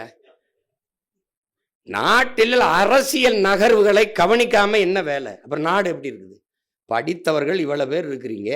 அப்போ ஒரு நாட்டில் தேர்தல் நேரத்தில் யார் என்ன கட்சி என்ன செய்து, என்னென்ன கட்சி என்னென்ன கருத்துக்களை வைக்குதுன்னு கூட கவனிக்காம அப்படி இருக்கிறவங்ககிட்ட போய் என்ன திரும்ப திரும்ப சொல்றீங்க? அறியாமல் இருக்கிற மக்களுக்கு நீங்க கற்பிக்கலாம், பொறாமையில் இருக்கிற மக்களுக்கு ஒன்றும் கற்பிக்க முடியாது, ஒண்ணுமே தெரியாது.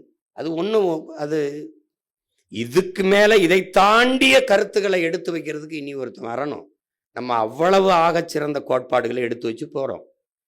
அது நானோ என்னுடைய பிள்ளைகள் நீங்களோ எடுத்து வைக்கிற அளவுக்கு ஆற்றலோடு கருத்தை கொண்டு மக்களுக்கு கடத்துகிற ஆற்றல் பட்ட கட்சி இந்திய துணைக்கண்டத்தில் ஒருத்தனும் கிடையாது, உலகத்திலே கிடையாது. தன்னுடைய உள்ள கிடங்கில் இருக்கிற என்ன கருத்துக்களை எடுத்து மக்களின் இதயத்துக்கு நெருக்கமா கடத்துற ஆற்றல் எத்தனை கட்சியில் இருக்கு? எல்லா கட்சியிலும் இருக்கிறவன் என்னைய மாதிரி நான் தான் பேசுற மாதிரி இருக்கு. தூரத்துல பார்க்கும்போது பார்த்தா என்னைய மாதிரி கையை கால அழைச்சு பேசிட்டு இருக்கான் ஒருத்தன். யார் நம்ம பேச்சு மாதிரி இருக்கணும்? பூரா பயிலும் போட்டு போட்டு தாக்க அதே மாதிரி கை வச்சு பேசிட்டு இருக்காப்ல. புரியுதா உங்களுக்கு? அந்த அளவுக்கு நம்ம கொண்டு விதைக்கிறோம். அதை அவங்க கவனிக்காம இருக்கிறதுங்கிறது அது ஒண்ணுமே பண்ண முடியாது. நான் முதல்ல அன்னைக்கு சொன்னல, வரைவில் கூட சொன்னேன், வாழைப்பழ கதை தான். அது என்ன தெரியுமா? வாழைப்பழ கதை, பெட்டி கடைக்கு போனீங்கன்னா வாழைப்பழ தாறு 2 தொங்க விட்டுருப்பான். காட்சியா போடுறேன், நாங்க யாரு நீங்க என்ன பண்ணிக்கிட்டு இருக்கீங்கன்னு காட்டுறதுக்கு. வாழைத்தாறு இப்படி தொங்கும், தலைகளா தவம் இருக்கும்.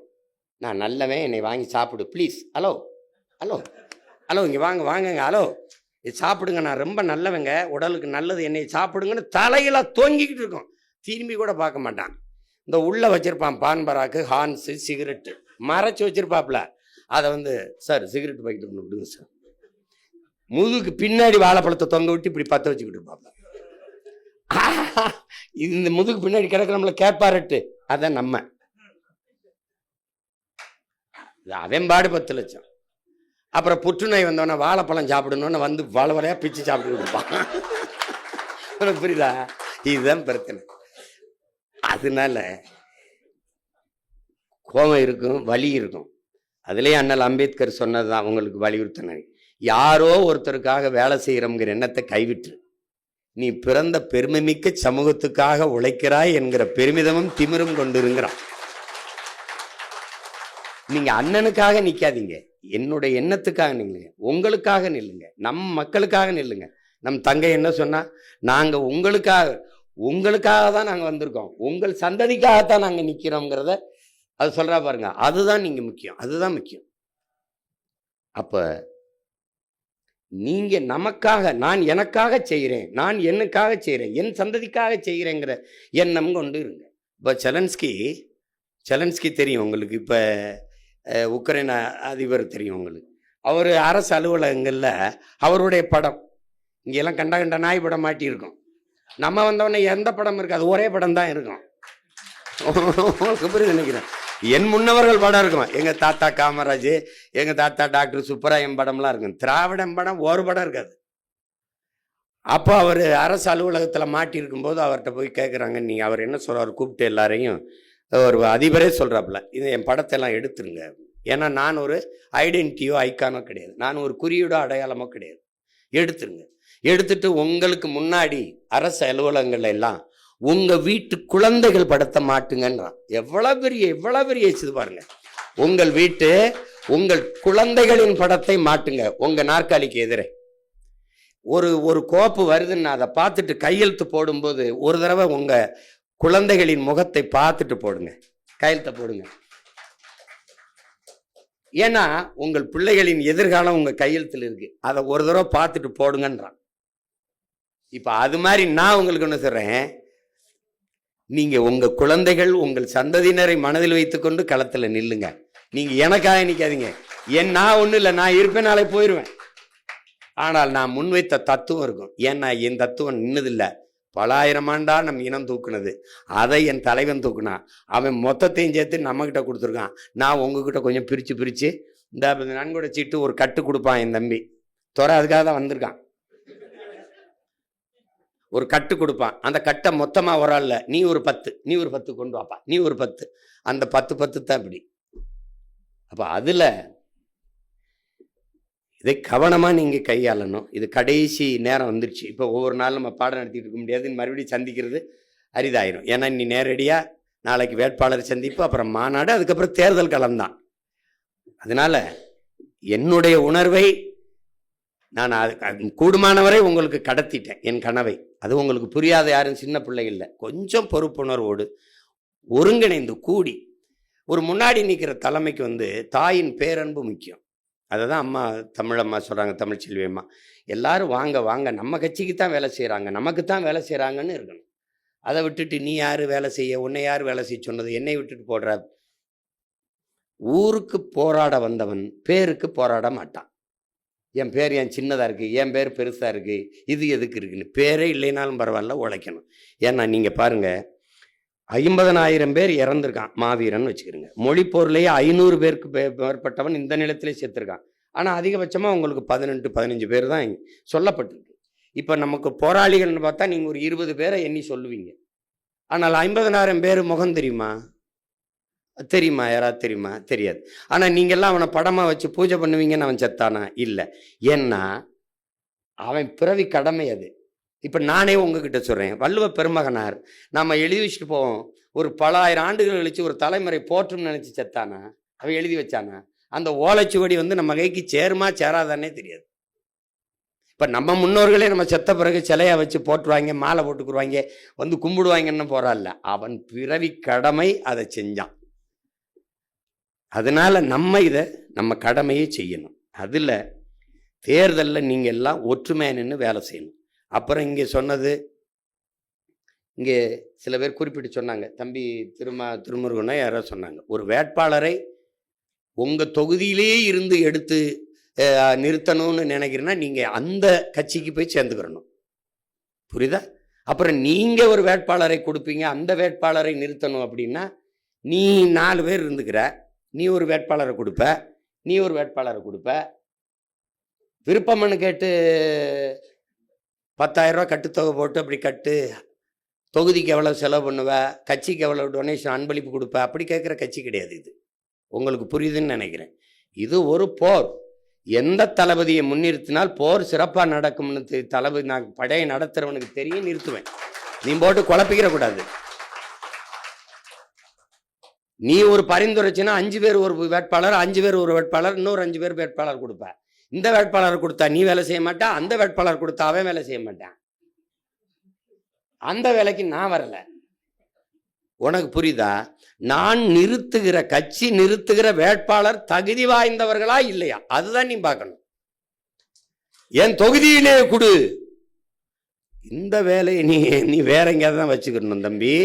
இது ஏன் நாடு, நான் எங்கே வேணாலும் நிற்போம், எங்கே வேணாலும் போடுவோம். அப்படின்னா நீ எதுக்கு நீ உன் தொகுதிக்கிலே பொண்ணு கொடுத்துக்குருவேன். விருகம்பாக்கத்தில் ஆர்கே நகரில் பொண்ணு கட்ட மாட்டேன். விருகம்பாக்கத்தில் இருக்கிற சந்தை எதுவோ, விருகம்பாக்கத்தில் என்ன இருக்கோ அங்கேயே தான் வாழ்ந்துக்குருவேன். எப்படி இருக்கு? அப்படின்னா நீ சீமானை தூத்துக்குடிக்கு போராட கூப்பிடக்கூடாது. நான் சிவகங்கையிலே இருந்து என் ஊர்லங்க நாங்கள் வரலங்க. எப்படி இருக்கு? கோவையிலிருந்து கார்த்திகா அவங்க கொண்டாந்து நிறுத்துவேன். சீமான் நாகப்பட்டினம் மீனவனுக்கு வரும்போது சீமான் தங்கச்சி வந்தாங்க நிற்க கூடாதா வேட்பாளரா? அப்படிதான் பார்க்கணும். முதல்ல அந்த எண்ணத்தை கைவிட்டணும். இவரை ஏன் கொண்டாந்து இங்கே நிறுத்துறாரு, அவரை ஏன் கொண்டாந்து அங்கே நிறுத்துறாரு? எதையே நீ ஆப்பிரிக்காவிலிருந்து ஆஸ்திரேலியாவிலிருந்து கொண்டாந்து நிறுத்துற மாதிரி போயிட்டு இருக்கிற? அப்படிதான் நிறுத்தும். முதல்ல மரபை உடைப்பது என்பது அதுதான். என்னை கூட தான் சொல்லிக்கிட்டு இருந்தான் திருவொற்றியூர்ல, இவர் எங்கிருந்தோ நிக்கிறாருன்னு. அவன் அவனே வெளியூர்ல இருந்து வந்தவன் தான். இங்க பல பேர் வெளியூர்ல இருந்து வந்தவன் தான். இது ஒரு பேச்சா சொல்லிடுவான். வேற மாநிலத்துக்கு வந்தவனுக்கு நாட்டு 60 வருஷம் கொடுத்துவிட்டு என்ன கொடுமை பாருங்க. கட்சியில் இருக்கிற கட்சி ஒரு சிறந்த கேடரை தேர்வு செய்யும். ஐயா அம்பேத்கராஜனை கூட்டி கொண்டு திருப்பூர்ல நிறுத்துறேன்னா சீமான் ஒன்றும் கருணாநிதியை பார்த்து, ஜெயலலிதா பார்த்து, எம்ஜிஆரை பார்த்து அரசியல் செய்ய வந்தவன் இல்லை. ஏதோ கட்சி ஆரம்பிச்சோமா, நம்மள ஒரு வியாபாரத்தை பண்ணோமா, தேர்தலுக்கு 500 கோடி 600 கோடின்னு வாங்கிட்டு 19 சீட்டை வாங்கிட்டு பிழைக்க அப்படி வரல. அந்த இடத்தில் ஏன் நிறுத்துறேன் அப்படிங்கிறதுக்கு 1000 காரணம் வச்சிருப்பேன். நீ ஒரு தடவை யோசிக்கிறத நான் 1000 முறை யோசிச்சு முடிவெடுப்பேன். எனக்கு என் தலைவன் போன உடனே அனுப்பின பரிசு என்ன தெரியுமா? முதல்ல போரில் ஒரு போர் வீரன் எப்படி கால் எடுத்து வச்சு கால் மானத்தை வச்சு நகருதுங்கிற புத்தகம் இவ்வளவு பெரிய புத்தகமா கொடுத்தாப்புல. நான் போருக்கு போறதில்ல, ஆனால் ஒரு போர் வீரன் காலை எப்படி போர் அந்த படை என்ன போகும்போது களத்துல எப்படி கால் எடுத்து வச்சு நகரணுங்கிறத உலகத்தில் இருக்க போர்ல இருக்கிறதெல்லாம் எடுத்து தமிழ் படித்து புத்தகம் வச்சிருந்தாப்புல. இவ்வளவு பெரிய புத்தகம். இது நான் இருக்க போற காலத்துல இவ்வளவு படிக்க முடியுமா? இல்லைன்னா அங்க கொண்டு போய் படிங்கன்னு நம்மள. ஒரு போர் வீரனை ஒரு காலை எடுத்து வைக்கிறதுக்கு இவ்வளவு கவனம் இருக்குன்னா, ஒரு தேசிய விடுதலைக்கு நிற்கிற பிள்ளைகள், இவ்வளவு பெரிய கனவை கடத்தின தலைவனின் பிள்ளை, நம்ம எவ்வளவு பொறுப்பா காலை எடுத்து வைப்போம்னு நீங்க யோசிக்கணும். அதுல போய்கிட்டு எதுக்கு வேட்பாளர் இவரை கொண்டாந்து நிறுத்துறாரு, அவரை நிறுத்துறாரு? எல்லாரும் தகுதி வாய்ந்தவர்கள் இருக்கிறீங்க. சில பேருக்கெல்லாம் வாய்ப்பு கொடுக்கணும்னு நினைச்சு முடியாம போயிருது. காரணம் சமூக பிரதிநிதித்துவம். ஒரு சமூகத்துக்கு இவ்வளவு கொடுக்கணும்னு இருக்கும், தகுதியானவங்க இருப்பாங்க. சில பேர் விடுபட்டு போகுது. தகுதியானவங்களுக்கு 24.5 வயசு வருது, 1 மாசம்லாம் குறையுது. சில இதுகள் இருக்குது. நான் திரும்ப சொல்றேன், நம்ம பொறுக்கு விதை மரபினர் ஒவ்வொரு விதையும் வீரியமான விதைகளை எடுத்துத்தான் நம்ம விதைப்போம். அதனால நீங்க பார்க்குற மாப்பிள்ளைக்கெல்லாம் பொண்ணை கட்டி கொடுக்கறது இல்லை ராஜா. அது நல்ல பையனா இருக்கானா, ஒழுக்கமான பையனா? நல்ல பையன்தான். ராத்திரியானா ஒரு குவார்டர் போடுவான். என்ன குவார்டர் போட்டவொடனே இன்னும் கொஞ்சம் தண்ணி அடிக்கும் போது தான் பண்ணிப்பான். எப்பாவது போதைய போட்டோம் தான் வீட்டில் கொஞ்சம் சலம்புவான். அதில் ஏதாவது குறுக்க பேசினா அடிப்பான். எடுத்தவொடனே தலைமுடியத்தான் பிடிப்பான். பொண்ணா குடிப்பியா? எத்தனை பையன் பார்க்குற? இப்போலாம் இப்போ மேட்ரிமோனிலே பார்த்துக்கிறாங்க. அவன் யாரு என்ன எதுவும் கிடையாது. அதனால நிறுத்துற யாராக இருந்தாலும் அண்ணன் முடிவெடுத்தா சரியா இருக்கும். நம்ம வேலை செய்யணும் அப்படின்னு வேலை செய்யணும். அதுதான் இங்கே முக்கியம். இங்கே சின்ன பிள்ளை விளையாட்டு இல்லையே. இது எத்தனை ஆயிரம் ஆண்டுகளாக சுமந்து வர பாரு. உலக தமிழ் பேரினம் நாம் தமிழர் என்கிற ஒரு கட்சியை நம்பி நிற்கிற நிலைமைக்கு வந்திருக்குதுன்னா, தன் இன உரிமைக்கு, இன மீட்சிக்கு அவ எவ்வளவு பெரிய வேலையை நீ செஞ்சுக்கிட்டு இருக்க. யாரை பார்த்தாலும் கடைசி நம்பிக்கை உன்னையே தான் நம்புறோங்கிறான். நான் இப்படி திரும்பி உங்களை தான் நான் நம்புறேன். நான் குலதெய்வங்களோட முருகனோடவே எனக்கு சண்டை இருக்குடா. நான் பாரு, என் பாட்ட ராஜராஜ சோழனுக்கு எனக்கு, அவனுக்கு அருள்மொழி சோழனுக்கு எனக்கும் சண்டை இருக்கு. அரசேந்திரனை தீட்டி விட்டு வந்தேன். கடடா நாயே, உனக்கு இதெல்லாம் தேவைதான்டா. உலகம் பூரா போய் வென்றுட்டு குட்டியை சோறு மாதிரி சாஞ்சி கிடக்குறாப்ப. அவன் அங்கே ஓலைக்குறிச்சியில் கிடக்கிறேன், அந்த பெருவுடையாருல உடையாலூரில். அவன் இங்கே என் தாத்தை ஒருத்தருக்கு என் பாட்டேன் இந்த வாவுசி, அவன் சிலைக்கு மாலை போட போனேன், சிலை விழுந்துரும் ஏறாதங்கிட்டான். இந்த கண்ட நாய் கருமாந்திரம் முடிச்சவெல்லாம் தெரு நிற்கிறான். என் பாட்டை அவன் எவ்வளோ பெரிய ஈகத்தை இந்த நாட்டு விடுதலைக்கு செஞ்சவன், அவனுக்கு ஒரு சிலை கிடையாது எனக்கு மாலை போடுறதுக்கு. அப்போ மனசுக்குள்ள ஒரு வெறி வரும் பாரு, இரு நான் வென்றுட்டு வந்து உனக்கு வச்சுட்டு தான் அப்புறம் சிலையை வச்சுட்டு தான் மாலை போடுவேன். அந்த மாதிரி பல பேரோட இருக்கு. முருகனுக்கே எனக்குமே சண்டை இருக்குல்ல. அப்படி போகும்போது முருகா அப்படின்னு பக்தி திருமுத்து திரு பாடும்போது தான் உள்ள போறது. ஆனா நம்ம கோபத்தோட போகும்போது அவரே சொல்லிடுறாப்புல, நாங்க தமிழ்ல ஓதுறோம், தமிழ்ல ஓதுறோன்னு. வரலைனாலும் பார்த்தாது படிக்கிறாப்புல, வள்ளியின் மணாலனை கந்தனை கடம்பனை அப்படின்னு பாடுறாப்புல. கொஞ்சம் விட்டு விட்டு படிக்கிறாப்புல, ஆனா படிக்கிறாப்புல. அது மாதிரி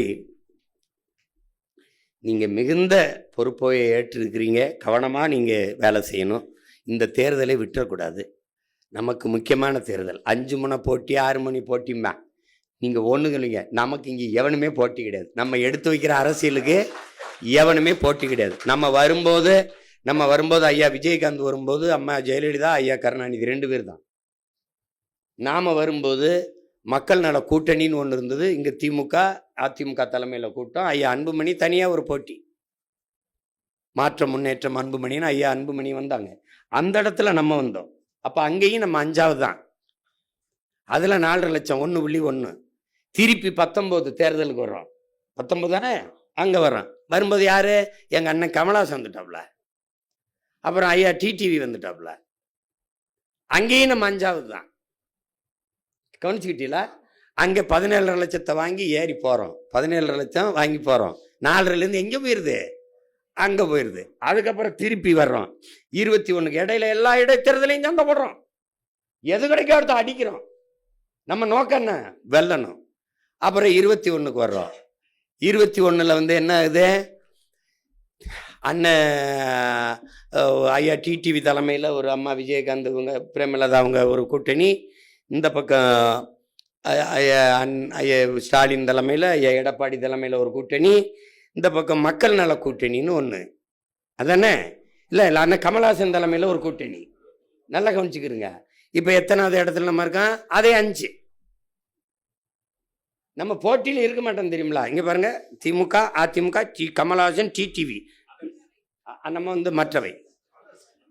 நான் படம் பார்க்க போகும்போது நான் எங்கள் அண்ணன் ரவி என்ன வந்து வரல. இன்னைக்கு நாங்கள் வண்டியெல்லாம் போகும்போது என் நண்பர் ஒருத்தர், எங்கள் மச்சான் அந்த இக்பால் இறந்துட்டாப்ல. டேய் மச்சான், எல்லா படத்துலையும் பார்க்குறேன்டா மச்சான், இந்த மற்றவை மற்றும் பலர் இருக்கான்ல, அவன் எல்லா படத்துலையும் நடிக்கிறான்டா. அவனை அப்படி கேட்குறாப்ல. மச்சான் அது மாதிரி இந்த எல்லா படத்துலையும் இருக்க மற்றும் பலர் நம்ம தான் பார்த்துருப்பீன்னு நினைக்கிறேன். மற்றவை மற்றவை மற்றவை அந்த வழியில் அவங்களுக்கே தெரியுது இவங்க அரசியல் வேற, அவங்கள இந்த கேடுகட்ட ஆட்டத்துக்குள்ள சேர்க்க வேணாம், இந்த கூட்டத்தில் சேர்க்க வேணாம்னு நம்மளை தள்ளி வச்சிடறான். அவங்களுக்கு புரியுதுன்னு நினைக்கிறேன். ஏப்பா நீ ஏப்பா நல்லா படித்த உள்ள நாரிமன், நீ ஏப்பா இந்த கூட்டத்தில் வர, நீ போப்பா அங்கிட்டு போப்பா அப்படின்னு வாங்கல. அதுதான் புரியுதா? அதுதான். இப்போ அதில் இந்த வாட்டி எத்தனை பேர் நின்னாலும் நீங்கள் அதை பற்றி யோசிக்கக்கூடாது. நான் உங்களுக்கு சொல்கிறேன், நாம் நிற்கிறோம், நாம் போட்டிடுறோம், அதுதான் இங்கே முக்கியம். நீங்கள் யாரு? உலகப்போர், 3வது உலகப்போர் செஞ்ச தலைவனின் பிள்ளைகள் நீங்களும் நானும். 22 நாடுகள் சேர்ந்து ஒரு தலைவனை, ஒரு வீரனை வீழ்த்த போரிடுதென்றால், 22 நாடுகள், உலக நாடுகளை எதிர்த்து 25,000 பேரை வைத்து ஒருவன் போர் செய்தான் என்றால் அந்த போர் உலகப்போர். இப்போ 3ஆம் உலகப்போரை செய்த ஒரு தலைவனின் பிள்ளைகள் நாம் இந்த அக்கப்போருக்கு பயந்தால் ஒரு வைக்கப்போரும் மிஞ்சாது. அதனால அதை போய் கவலைப்பட்டுக்கிட்டு இருக்க வேண்டியது இல்லை. 2 அது முடிஞ்சிட்டு. வேட்பாளரில் எந்த வேட்பாளரை எங்கிருந்து கொடுத்தாலும் அவர்கள் அந்த நிலத்தின் பிள்ளைகளாக, முதல்ல நம்ம இனத்தின் விடுதலைக்கு போராடும் போது எங்கே நின்று சண்டை போடுறது? ஒரு கிரிக்கெட் அணி இருக்குது, ஒரு விளையாட்டு அணி இருக்குன்னா, நான் ஓப்பனிங் பேட்ஸ்மேனாக தான் ஆடுவேன். மிடில் ஆர்டரில் விட்டால் ஆட மாட்டேன். நீ கடைசி விக்கெட்டுக்கு விட்டினா ஆட மாட்டேன். எங்கே விட்டாலும் ஆடணும். கால் பந்துனா நான் டிஃபென்ஸாக ஆடுவேன், அஃபென்ஸ் ஆட மாட்டேன். நான் கோல் கீப்பராக போக மாட்டேன்னா. ஒரு விளையாட்டு வீரன் தன் வெற்றிக்காக, தன் அணியின் வெற்றிக்காக எந்த இடத்தில் விட்டாலும் ஆடணும். அவன் தான் தளபதி, அவன் தான் வீரன். நீங்க அப்படிதான் விளையாடணும். இவரே என் தூக்கி அங்க போட்டீங்க, தம்பி எதுக்கு 1000 விளக்குல போட்டீங்க, ஐயாவை எதுக்கு திருப்பூரூர்ல விட்டீங்க, அதெல்லாம் உங்க வேலை இல்லை. கட்சி சொல்லுது செய்கிறோம். 1000 எறும்பு இல்ல, லட்சம் எறும்பு இல்ல, 1 கோடி எறும்புகள் இருந்தாலும் ஒரே மூளையாத்தான் இயங்குங்கிறான். நீங்க அன்னை இதுவரை தவறா வழி நடத்திருக்கேன்னா நான் சொல்றதை நீங்க கேட்க வேண்டியது இல்லை. நான் இதுவரை சரியாதான் கொண்டு வந்திருக்கேன் இந்த படையை வழி நடத்தினா நான் சொல்றதை நீங்க கேட்கணும். அப்புறம் தேவையில்லாம அங்க கொண்டாந்து அவரை நிறுத்தி விட்டாப்புல, அம்மாவை கொண்டாந்து தாம்பரத்தில் நிறுத்துறாப்புல, இவரை கொண்டாந்து சைதாப்பட்டில் நிறுத்துறாப்புல, அவரை கொண்டாந்து அங்கே நிறுத்துறாப்புல. இதுக்கு எவ்வளவு ஆய்வு செய்வோம்? அதனால இது கோடிட்ட இடத்தை நிரப்புறது இல்லை தம்பி, கொள்கை வீரர்களை நிறுத்தி நிரப்புவது, போர் செய்வது. அதை போட்டு குழப்பிக்கிற கூடாது. அது முடிஞ்சிட்டது. இனிமேல் இந்த பஞ்சாயத்தை கொண்டு வரக்கூடாது. இங்கிருந்து எதுக்கு உடுமலைப்பேட்டையில் கொண்டு ஒருத்தரை நிறுத்துறாரு, அங்கிருந்து கொண்டு எதுக்கு நிறுத்துறாரு? அப்படிதான் செய்யும் கட்சி, அப்படிதான் செய்யும். மரபை உடைக்கிறதான், மரபை உடைக்கிறதான். ஆதி தமிழரை பொது தொகுதியில நிறுத்தி வெல்ல வச்சது இந்த நிலத்தில் எத்தனை பேர் வென்றிருக்கான்? ஜெயலலிதா தான் வென்றிருக்கு. அதுக்கப்புறம் கம்யூனிஸ்ட் கட்சி வென்றிருக்கு இந்த மதுராவையில் நிறுத்தி. மற்ற ஒருத்தனும் நிறுத்த கிடையாது. நம்ம தான் தொடர்ச்சியாக அந்த முயற்சியை செய்கிறோம். ஒவ்வொரு நொடியும் வேலை செய்வோம் தம்பி. நாங்கள் ஒவ்வொரு அணுவும் சிந்திக்குங்க, சும்மா அதை பேசிட்டு கூடாது.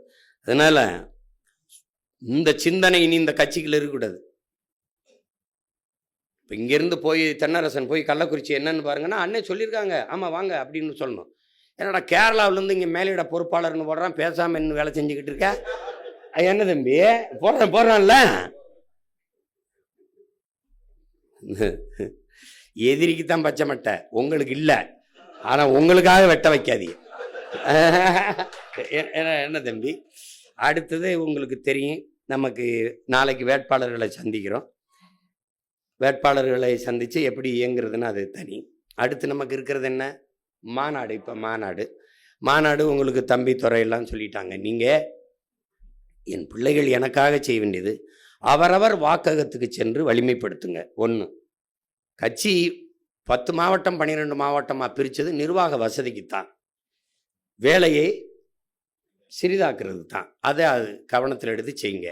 மற்றபடி வாக்ககத்துக்கு நீங்கள் அந்த BLA 2 அந்த படிவத்தை நிரப்பி கொடுத்து அது ஏற்கப்பட்டுருச்சான்னு சரி பார்த்துக்கிறங்க. 2வது இந்த SIR, இந்த சிறப்பு வாக்காளர் திருத்தத்தில் நம்மளுக்கு நம்ம பிள்ளைகள் வேட்பாளராக நிற்கிற பிள்ளைகள் வாக்கு இழந்துடக்கூடாது, நம்ம கட்சி பிள்ளைகள் இழந்துடக்கூடாது, மக்களுக்கும் யாருக்கும் இருந்த வாக்கை இழந்துடக்கூடாது. அதனால திருப்பி போய் எல்லார் வீடுகளையும் அம்மா உங்கள் வாக்கு உறுதி செய்யப்பட்டுருச்சான்னு கட்சி பிள்ளைகள் கேட்டு அதை உறுதி செய்யணும். அது நம்ம கடமை, கட்சியை தாண்டிய கடமை.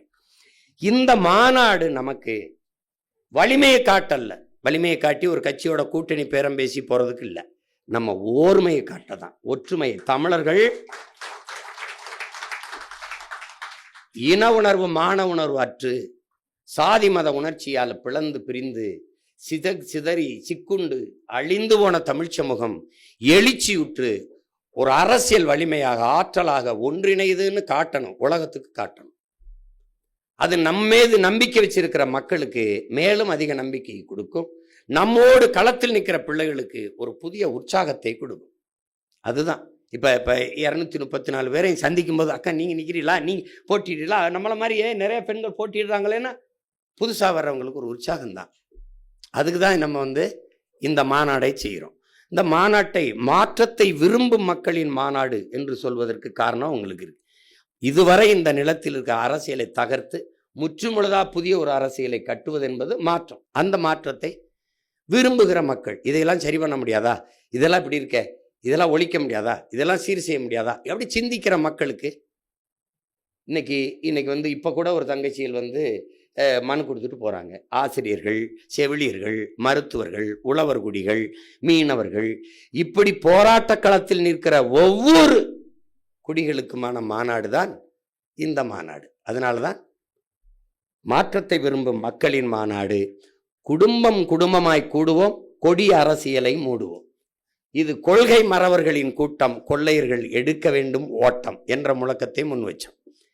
இது மாற்றத்திற்கான எளிய மக்களின் புரட்சி இது நம் இனத்தின் திருவிழா, எல்லோரும் கூடுவோம், தமிழ் பேரின பெருவிழா, வென்று வாகை சூடுவோம். இதையே நீங்கள் முழக்கமாக வச்சு கொண்டு வரணும். உங்களுக்கு பழைய மாதிரி கூட்டமாக உட்கார்றதில்லை. ஒவ்வொரு மாவட்டத்திற்கும் தனித்தனி பெட்டி கட்டம் இருக்கும். அதுக்குள்ளே வந்து நீங்கள் அமரணும். அதை முதன்மை பொறுப்பாளர்கள் உங்கள் படையை நீங்கள் வழி நடத்தணும். பெண்கள் யார் வந்தாலும் அவங்கள அமர வச்சுட்டு நம்ம பிள்ளைகள் அவர்களுக்கான தண்ணீர், அங்கே ஒரு கூடை இருக்கும், அந்த கூடையில் எதை பயன்படுத்தினாலும் அங்கே வச்சிடணும். ஒவ்வொரு பெட்டியிலையும் இருக்கும். நீங்கள் ராமநாதபுரம்னா ராமநாதபுரம், சிவகங்கைனா சிவகங்கை, காரைக்குடின்னு அந்த என்ன சொல்கிறது, மதுரைனா மதுரை, அந்தந்த கட்டத்தில் வந்து அவரவர். அப்புறம் நீங்கள் வட மாவட்டத்துக்கு தனியாக வாகனம் நிறுத்த, தென் மாவட்டத்துக்கு தனியாக, மத்திய நடுவல் மாவட்டங்களுக்கு தனித்தனியாக வாகனம் நிறுத்த, ஏன்னா நெரிசல் வராமல் பார்த்து அதெல்லாம் இருக்கும். அதை பற்றி நீங்கள் கவலைப்பட்டுக்கிற வேண்டியதில்லை. ரெண்டாவது, பாதுகாப்பு வண்டி இருக்கும். அப்புறம் ஓய்வு வாகனங்கள் இருக்கும். பெண்களுக்கு இந்த கேரவன்கிறது இருக்கும். அது அந்த சிக்கலெல்லாம் நீங்கள் மனசில் வச்சுட்டு வர வேண்டியதில்லை.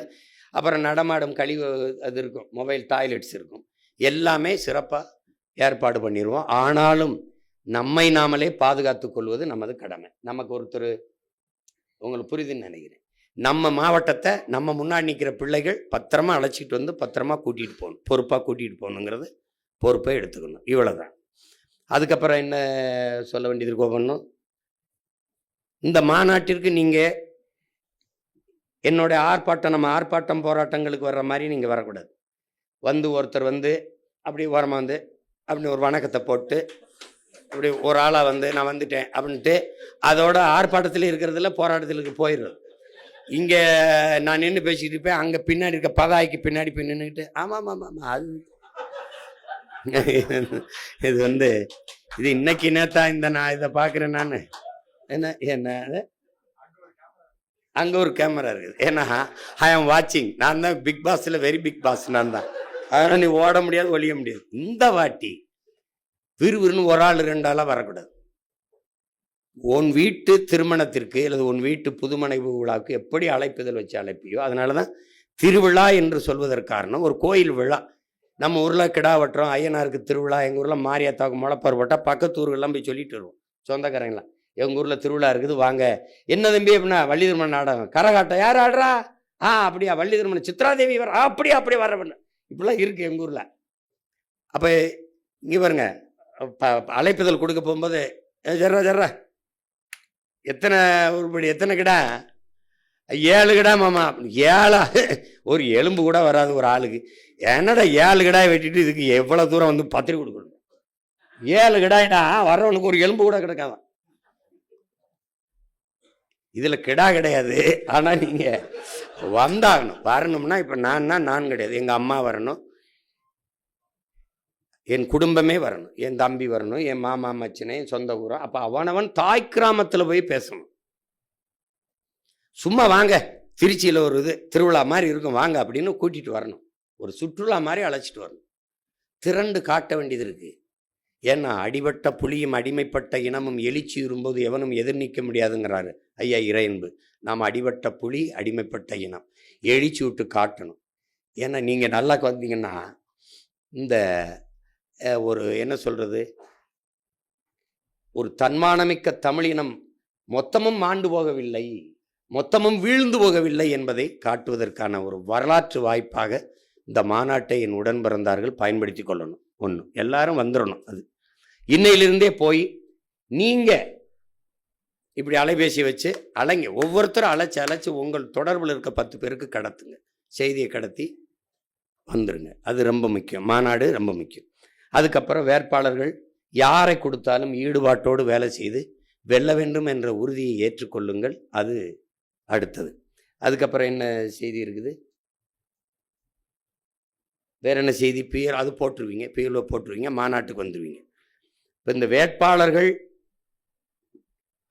வேட்பாளரை அறிவித்து பிப்ரவரி 21 அறிவிச்சிட்ட பிறகு நீங்கள் களத்துக்கு அந்தந்த வேட்பாளர்களை அழைத்து கொண்டு ஈடுபாட்டோடு போய் வேலை செய்யணும். வேலை செய்யும்போது நம்ம பிள்ளைகள் புத்தகங்கள், மரக்கண்டுகள், பூச்செடிகளை கொடுத்து, மூலிகை செடிகளை கொடுத்து வாக்கு சேகரிக்கிற முறையை தங்கச்சி ஜெனிஃபர், தம்பி எல்லாம் செய்கிறாங்க. திருமுருகன்லாம் மரக்கண்டுகள் வாங்க காசு இல்லை அப்படின்னா அதை கொடையாக பெறுங்கள். யாருமே வந்து மறுக்க மாட்டாங்க. அண்ணா எனக்கு ஒரு 10 ரோஜா செடி, கொஞ்சம் துளசி செடி ஒரு 10 வாங்கி கொடுங்கண்ணா. ஆனால் ஒரு புத்தகம் ஏதாவது கொஞ்சம் பரிசாக கொடுங்கண்ணா அப்படிங்கன்னா அவங்கவுங்க வீடுகளில் இருக்கிற பழைய புத்தகங்களை கொடுப்பாங்க. அந்த புத்தகங்களில் நானே கைப்பட எழுதுனது இருக்குது.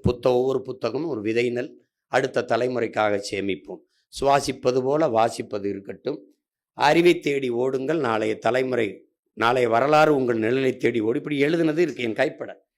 அதை இப்போ மரக்கண்டுனா மரத்தின் அருமை. இப்போ ரோஜா செடினா உங்களுக்கு சொல்லியிருக்கேன், ரோஜா செடியை கொடுக்குறீங்க அம்மா, இதை தண்ணி ஊற்றுங்கம்மா, இது பூ பூத்தோன்னு ஒரு வாசம் வரும்லம்மா, அது வாசம் இல்லைம்மா, உங்கள் பிள்ளைங்க நாங்கள் உங்கள் மேலே வச்சுருக்க பாசம்மா, ஒரே ஒரு வாக்குமான். நீங்கள் ஒரு ரோஜா செடியை ஒரு மரக்கண்டை வாங்கிட்டான்னா அவங்க வீட்டில் இருந்து 5 ஓட்டு இருந்தாலும் 1 ஓட்டு நமக்கு உறுதியாக இருக்குங்கிறது உறுதியாயிரும். ஏன்னா அந்த மரச்செடியை மரக்கண்டை போட மாட்டான், பூச்செடியை போட மாட்டான், புத்தகத்தை தூக்கி வீச மாட்டான். அந்த புத்தகத்தை பார்க்கும்போது அந்த ரோஜா செடியை, இந்த துளசி செடியை அல்லது செம்பருத்தி செடியை அல்லது ஒரு கற்பூரவள்ளியை, எதையோ ஒரு செடியை அல்லது ஒரு மரக்கண்டை, சிற்றூர்கள்லாம் மரக்கண்டை கொண்டு வயலில் நட்டுருவான். அப்படி பண்ணும்போது அந்த செடிக்கு தண்ணி ஊற்றும் போது நம் வேட்பாளர் முகம் வரும். ஏன்னா நீங்கள் செடியில் சின்னத்தையும் வேட்பாளர் படத்தையும் ஒட்டிடுவேன். அப்போ ஒருத்தனாவது என்ன பண்ணுவான்னா அந்த பிள்ளைகளுக்கு ஒரு ஓட்டை போட்டுருவோம்னு நினைச்சிடலாம். அப்போ 300 வீடு இருக்கு, 300 வீட்டில் ஒவ்வொரு ஓட்டு இருந்தாலும் 300 ஓட்டு வந்துடுது, நீ முந்திடுற, அந்த வாக்ககத்தில் நீ முந்திடுற. இதுதான் கணக்கு. நீங்கள் மாற்றுங்க, மரபை மாற்றுங்க.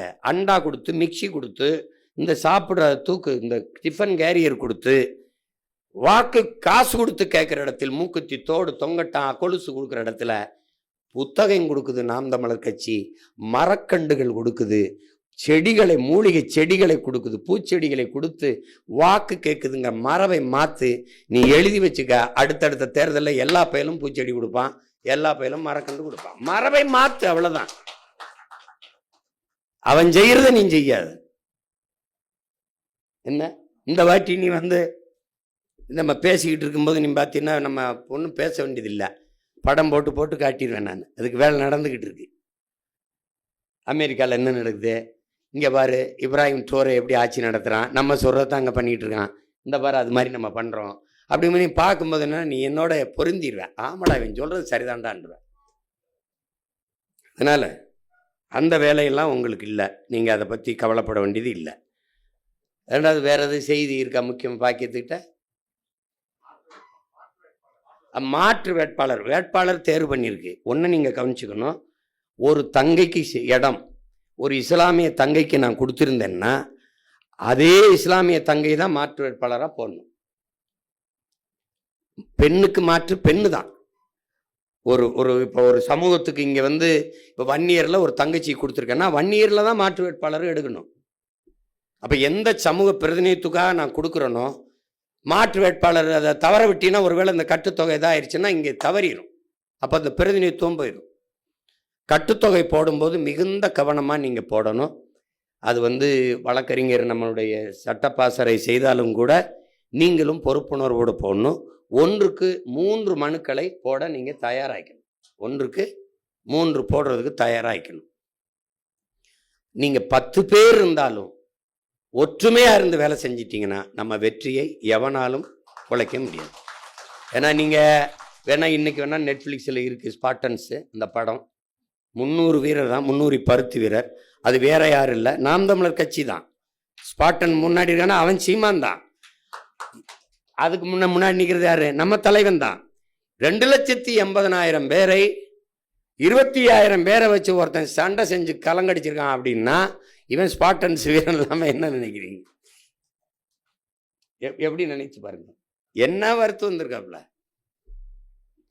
அவரே சொல்லிடுறாரு, ஒரு படையின் வெற்றி என்பது ஆயுத வலிமையிலேயோ படையின் வலிமையிலேயோ அதுல இல்ல, ஆள் வலிமையிலேயோ இல்ல, வீரர்களின் உடல் உறுதியிலையும் உள்ள உறுதியிலையும் உடல் வலிமையிலும் தான்றாப்ல. அதனால நீங்க என் படையில என் முன்னாடி எத்தனை பேர் இருக்கிறீங்கன்னு முக்கியம் இல்லை, எவ்வளவு பேர் ஈடுபாட்டோட இருக்கிறீர்கள், எவ்வளவு பேர் லட்சிய உறுதியோடு இருக்கிறீர்கள்ங்கிறதான் முக்கியம். அதனால அப்படி நின்று நீங்க வேலை செய்யுங்க போதும். மக்கள் நம்மளோடு இருப்பாங்க, ஒன்றும் குழப்பிக்காதீங்க. பணம் இருந்தால் தான் அரசியல் செய்ய முடியுங்கிற எண்ணத்தை ஒழிங்க. பணம் இருந்தால் அரசியல் செய்ய முடியும்னா அது முதலாளிகளுக்கான அதிகாரம், உழைக்கும் மக்களுக்கான அதிகாரம் இல்லை. அந்த அதிகாரத்தை நிறுவ நம்ம வரலை. உங்களுக்கு விளங்குது? பணம் இருந்தால் தான் அரசியல் செய்ய முடியும்னா மக்களுக்கு சேவை செய்ய பணம் எதுக்குங்கிற கேள்விக்கு உங்கள்கிட்ட யார்ட்டாவது பதில் இருக்கா? எதுக்கு பணம்? அவன் தான் எல்லாம் கொடுத்துட்றானே. மின்சாரத்துக்கு வரி கட்டிடுறான், சாலைக்கு வரி கட்டிடுறான், கல்விக்கு வரி கட்டிடுறான், குடிநீருக்கு வரி கட்டிடுறான். அதனால அது பணம் இருந்து நீங்க பணம் கொடுத்தா அங்கீகரிக்கப்பட்ட என்ன சொல்றது, இசைவு பெற்ற கட்சி. எங்க மாமா அவர் கோச்சுப்பான். இசைவு பெற்ற கட்சி தானே மாமா, முழு இசைவு பெற்ற கட்சியா வந்திருக்குது. அப்ப முழு இசைவு பெற்ற கட்சியா நீங்க காசு கொடுத்தா வந்தீங்க? இப்ப என்னமோ அவன் தம்பி சொல்லிட்டு இருக்கான், இப்பவே இதுக்கே தன்னாருன்னா தேர்தலுக்கு நிதிக்கு எப்படின்னு. அது ஓ வேலை இல்லை. பிச்சை எடுத்தாவது நீ எல்லாம் போன தடவைலாம் காசு, கட்சியே பிச்சைக்கார கட்சி, காசு கிடையாது. அது இந்த காசு இல்லாம செய்யறதுனாலதான் நம்மகிட்ட உறுதியும் போர்க்குணமும் இருக்கு. அதனால எப்பாடுபட்டாவது உங்களுக்கு தேர்தல் செலவுக்கு வர வேண்டிய செலவுக்கு பணம் வரும். அது எந்த உழைக்கும் நம்ம மாதிரியே உணர்வுள்ள தமிழ் மக்கள் நாடங்கள் உலகங்கள் இருக்கான். அவன் 50, 1000, 100ன்னு சேர்த்தாவது கொடுத்து கொண்டு வந்து நிறுத்திடுவான். நீங்க ஒன்றும் கவலைப்படாதீங்க. அதுக்கு தானே உங்க அண்ணன் இருக்கேன். அந்த சுமை உங்களோடது இல்லை, அது என்னோடது. ஆனால் நீங்க எனக்கு செய்ய வேண்டியது, நீங்க இந்த மண்ணுக்கும் மக்களுக்கும் உண்மையா இருங்க. நான் உங்க ஒவ்வொருத்தருக்கும் உயிரா இருப்பேன். அதை மட்டும் கவனிச்சுக்கணும். சும்மா தேவையில்லாம சேட்டை பண்ணிட்டு அலையக்கூடாது. நான் பெரியவன் என்று எண்ணுவதை நிறுத்து. உன்னிலும் பெரிது உன் இனம், உன் மொழி, உன் இனம், உன் வரலாறு, உன் இலக்கியம், உன்னுடைய வழிவ எல்லாவற்றிலும் நீ அதோட ஒப்பிடும்போது ஒன்றும் கிடையாது. அதுதான் பெரிது. என்னிலும் பெரிது என் கனவு, என் இலக்கு. ஏனென்றால் நம்மை கால்கள் வழிநடத்தவில்லை, நம் முன்னவர்கள், நம் தலைவன் தூக்கி சுமந்து வந்த கனவு நம்மளை வழிநடத்துகிறது. அதை நிறைவேற்ற வேண்டுமென்றால் உங்களுடைய ஒற்றுமை, ஒருங்கிணைந்த செயல்பாடு அவசியப்படுது. அதை நீங்கள் செய்யணும். அதுக்கப்புறம் ஆமா, எங்கள் தேசம், அதை விட்டேன். எங்கள் தேசம்ங்கிற ஒரு வலையொலி தொலைக்காட்சி, அது 14ஆம் தேதி தொடங்குறதா இருக்கு. எப்படியும் கொண்டு வந்துடும் நினைக்கிறேன். கொஞ்சம் அது எப்படின்னா, நம்ம இந்த தொலைக்காட்சி இருக்குது பாருங்க, அதே மாதிரி வலையொலியிலே வருது. காலையில் செய்தி படிக்கும், ஆங்கில செய்தியும் படிக்கும், அது பட்டிமன்றம் நடத்தும், பாட்டு மன்றம் நடத்தும், மழலையர் தமிழ் மன்றம் நடத்தும், எல்லாம் நடத்தும். திரைப்படத்தை கூட விமர்சிக்கும். இதுவும் படம் எடுக்கும். படம் எடுத்து சின்ன சின்ன படங்களாக எடுத்து போடும், குறுந்தொடர் எடுக்கும், எல்லாம் எடுக்கும். ஆனால் நீங்க ஒரு தொலைக்காட்சி எப்படி தரமா இருக்கணும்னு நினைப்பீங்களோ அப்படி அது இருக்கும். அது எதுக்கு தொடங்கப்படுதுன்னா, பொழுதை போக்க அல்ல, ஒவ்வொரு நொடியும் நல்ல பொழுதாக ஆக்குவதற்கு. ஒரு கல்லூரி போல குழந்தைகளுக்கு கதை, நன்னறியை போதித்தல், நல்ல தமிழ் பயில்வோம், நற்றமிழ் கற்போம், எல்லாம் வரும், எல்லாம் வரும். நீங்க கவிதை படிக்கலாம், கட்டுரை படிக்கலாம், பேசலாம், நீங்க உங்களுக்குள்ள சந்தித்த நல்ல செய்திகளை பரிமாறலாம், கவிதை ஒவ்வொரு நாளும் நீங்க படித்த செய்திகளை பரிமாறலாம். உங்களுக்கான தளம் எங்கள் தேசம், ஓர் இனத்தின் பெருங்கனவு. புரியுதா? அது உலக தமிழர்களின் வலை தொலைக்காட்சி, மான தமிழர்களின் மனசாட்சி, மான தமிழ் மக்களின் மனசாட்சி என்று அந்த தொலைக்காட்சி வரப்போகுது, வலை தொலைக்காட்சி. இனிமேல் நம்மளுடைய கட்சியுடைய எல்லா நிகழ்வுகளும் அதுல வரணும், அதுல தான் பார்க்கணும். எங்கள் தேசம்னு இருந்தால் தான் பார்க்கணும். சும்மா எவன் போட்டாலும் போட்டு பார்த்துக்க கூடாது. பல லட்ச ரூபாய் பிச்சை எடுத்து கடனை வச்சு, அன்னைக்கெல்லாம் என் காயில் வந்து போய் நகையை போய் அடமானம் வச்சு காசு கொடுத்து கொண்டாந்து கொடுத்தேன், இந்த எந்திரத்தை வாங்கடா டே பண்ணுறான்னு. அதுக்கு வட்டி 2 மடங்காக கேட்டிருக்கு. இப்போ எங்கே போய் கட்டுறதுன்னு தெரியல. இப்போ அதை எப்படின்னா, நம்ம ஒவ்வொரு கருவியும் வாங்கி பார்த்து பார்த்து தரமாக செய்கிறதுக்கு கொண்டு வருது. நாங்கள் இங்கே உயிரை கொடுத்து பண்ணிக்கிட்டு இருக்கும்போது எவனோ ஒருத்தன் போடுறத முதல்ல பார்த்துட்டா நம்மது சரியாக வராது. நாம் தமிழர் பிள்ளைகள் பணிக்கணும், எல்லாருக்கும் கடத்தணும். எங்கள் தேசத்தில் தான் நம் கட்சியை பற்றி செய்திகள் வரும். நம் கட்சியுடைய போராட்டமோ, குருதி கொடை கொடுக்குறதோ, சுற்றுச்சூழல் மரக்கன்று நடக்கிறதோ, நம் பிள்ளைகளுடைய பேட்டி ஈட்டி ஆர்ப்பாட்டம் எல்லாம் அதில் வரும். இனிமேல் எந்த தொலைக்காட்சி காட்டலைங்கிற கவலை உங்களுக்கு இல்லை. உங்கள் தொலைக்காட்சி உங்களை காட்டும். நீங்கள் அதை பற்றி கவலைப்படாது. என்ன, அது போன தடவை செய்ய வேண்டியது. என் தம்பி சிவா கிட்ட கேட்டேன், எவ்வளோட 1.5 கோடி நான் படுத்துட்டேன். அப்படிதானடா? ஏன்னா 21, 24 தேர்தலுக்கே நம்ம கொண்டு வந்திருப்போம். அது இது முடியல, இப்போ எப்படியாவது நம்ம கொண்டு வந்துடுவோம். அதை நீங்கள்லாம் பின்பற்றினீங்கன்னா நம்ம தொலைக்காட்சி பெரிய அளவுக்கு வளர்ந்துடும். இது சாதாரண வலைவொலி எப்படி இதில் பார்க்குறதுங்களா, பெரிய தொலைக்காட்சியில் யூடியூப் தானே, வலைவொலியில் வந்துடுது. தட்டினீங்கன்னா எங்கள் தேசம்னு வந்துட போது, அப்போ டிவியில் பார்க்க பெரிய அகன்ற திரையில் பார்க்குற மாதிரியே பார்த்துட வேண்டியதானே. என்னடா இப்படி நம்ம தொலைக்காட்சி இவ்வளவு சிறப்பாக நிகழ்ச்சிகளை செய்துன்ற அளவுக்கு உங்களுக்கு கொண்டு வந்துடும் பாருங்க. மானாட மயிலாடலாம் இருக்காது, மக்கள் ஆடுவாங்க, நல்ல பாடல்கள், நல்ல என்ன தம்பி, நம்மளுடைய பாரம்பரிய கலைகள், நம்முடைய இலக்கியம், நம்மளுடைய எல்லாவற்றையும் போற்றுகிற ஒரு வலையொலி தொலைக்காட்சி கொண்டு வரோம். எங்கள் தேசம்ங்கிறத நீங்கள்லாம் கவனத்தில் வச்சு எங்கள் தேசத்தை பார்க்கணும், எல்லாருக்கும் இது பண்ணுங்க. அதை இது 14ஆம் தேதி, ஆமாம் 14ஆம் தேதி கொண்டு வரணும்னு முயற்சிக்கிறோம். ஏன்னா இப்போ இந்த 21 நேரலையே, நம்ம மாநாட்டு நேரலையே நம்ம தொலைக்காட்சி, நம்ம எங்கள் தேசமே ஒளிபரப்பிடும். அதிலே நீங்கள் பார்த்துடலாம், உங்களுக்கு வந்துருச்சு. வேற எல்லாருமே நிறைய எல்லா கருத்துக்களையும் சொல்லிட்டீங்க. நீங்கள் பேரன்பு கொண்டு நேசித்து நம் பிள்ளைகளை வழி நடத்தி கொண்டு போங்க. புதிதாக வர்ற வேட்பாளர்கள் இருக்காங்க, முதன்முறையாக போட்டியிட வேட்பாளர்கள், அவர்களெல்லாம் ஊக்கப்படுத்தி தட்டி கொடுத்து கொண்டு போயிருங்க. இதெல்லாம் ஒவ்வொன்றையும் பார்த்து ரொம்ப யோசித்து, ஒரே மகளை பேணி வளர்த்து, செல்லமாக வளர்த்து கட்டி கொடுக்கும்போது ஒரு தகப்பன் எப்படி செய்வானோ அப்படி செய்யுது இந்த கட்சியை. நான் செஞ்சுக்கிட்டு இருக்கேன். ஒரு வேட்பாளரை நிறுத்தும்போது அவரை ஏன் நிறுத்தினா, இவரை ஏன் நிறுத்தினேன்னா, டேய் பெற்று வளர்த்த எனக்கு தெரியாதடா என் பிள்ளைக்கு என்ன நகையை போடணும், என்ன இது பண்ணணும்னு. அந்த மாதிரி தான். இப்போ அது மாதிரி நீங்கள் அந்த குழப்பத்துக்குள்ளே போகக்கூடாது, சிறப்பாக இருக்கணும். மறுபடி ஒரு இடத்துல அண்ணன் பேசும்போது ஒரு கருத்து இருக்குது. இப்போ உதாரணமாக ஒரு பாடலையோ பாடுறோம், ஒரு பாட்டு பாடுறோன்னு வச்சுக்கிறோங்க. இப்போ இப்படி இருக்கும் பாருங்க. இப்போ வந்து கோடியா அடித்த கூட்டம் கொளுத்து வாழுது, ஓடி உழைச்ச கூட்டம் கூழுக்கு அழுகுது, குழந்தை பாலுக்கும் அழுகுது. அதை நாங்கள் சொல்லிடுவோம். அப்போ அண்ணன் பாடி இருக்கும்போது முன்னாடி நிற்கிற என் வேட்பாளர், இந்த நிற்கிற என் பிள்ளைகள்லாம் குழந்தை பாலுக்கும் அழுகுது, படிச்சு பட்டம் வாங்குன கூட்டம் வேலைக்கு அலையுது, நடிச்சு நம்ம ஏக்கிற கூட்டம் நாட்டையே ஆளுது, ரொம்ப நாளாளுது.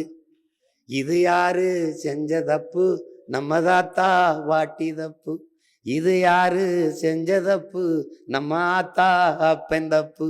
நம்ம மாமன் மச்சான் தப்பு, நம்ம அண்ணன் தம்பி தப்பு. இனி நடக்கலாமா அப்பு, அது ரொம்ப தப்பு. அதுக்கு என்ன, உலகத்திலே உயர்ந்த குடி, உலகத்திலே உயர்ந்த குடி உழவர் குடி. அவன் இல்லைனா ஏது உனக்கு சோறு ஒரு விடி, உனக்கு உணவு ஒரு விடி. அதனால என்ன சொல்றா, செயலையும் மாத்து, விவசாயி சின்னத்துக்கு போடுங்க ஓட்ட, கொஞ்சம் மாத்துங்க நாட்ட, அப்புறம் பாருங்க நாட்ட அப்படின்னு சொல்றோம்ல. அப்ப நீங்க பின்னாடி சேர்ந்துக்கிறேன். என் பிள்ளைங்கள என்ன பாட்டை வெளியிட்டுருவான், போடுங்க ஓட்ட அப்புறம் பாருங்க நாட்ட. பெற்றோரே பெரியோரே உற்றாரே உறவினரே, உங்க பிள்ளைங்க நாங்க சொல்லுறத கேளுங்க, அதுல உண்மையது நன்மையது பாருங்க, எண்ணி பாருங்க. நாம சாதி பார்த்து போட்ட ஓட்டு எதையும் சாதிக்கல, அப்படி மதம் பார்த்து போட்ட ஓட்டு எதையும் மாத்தல. அதனால நல்ல மனுஷன் பார்த்து கொஞ்சம் மனச மாத்தி நல்ல மனுஷன் பார்த்து போடுங்க ஓட்ட, அப்புறம் பாருங்க நாட்ட. இத்தோட நிப்பாட்டுற என் பாட்ட.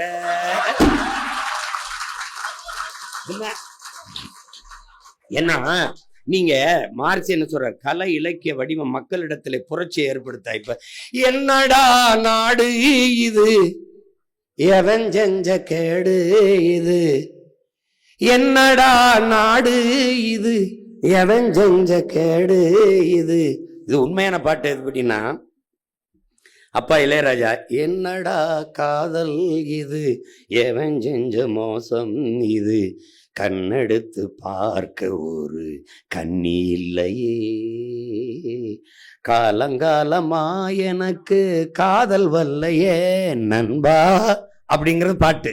அத என்னடா நாடு இது, எவன் செஞ்ச கேடு இது, நல்ல தமிழ் பேச ஒரு நாக்கு இல்லையே,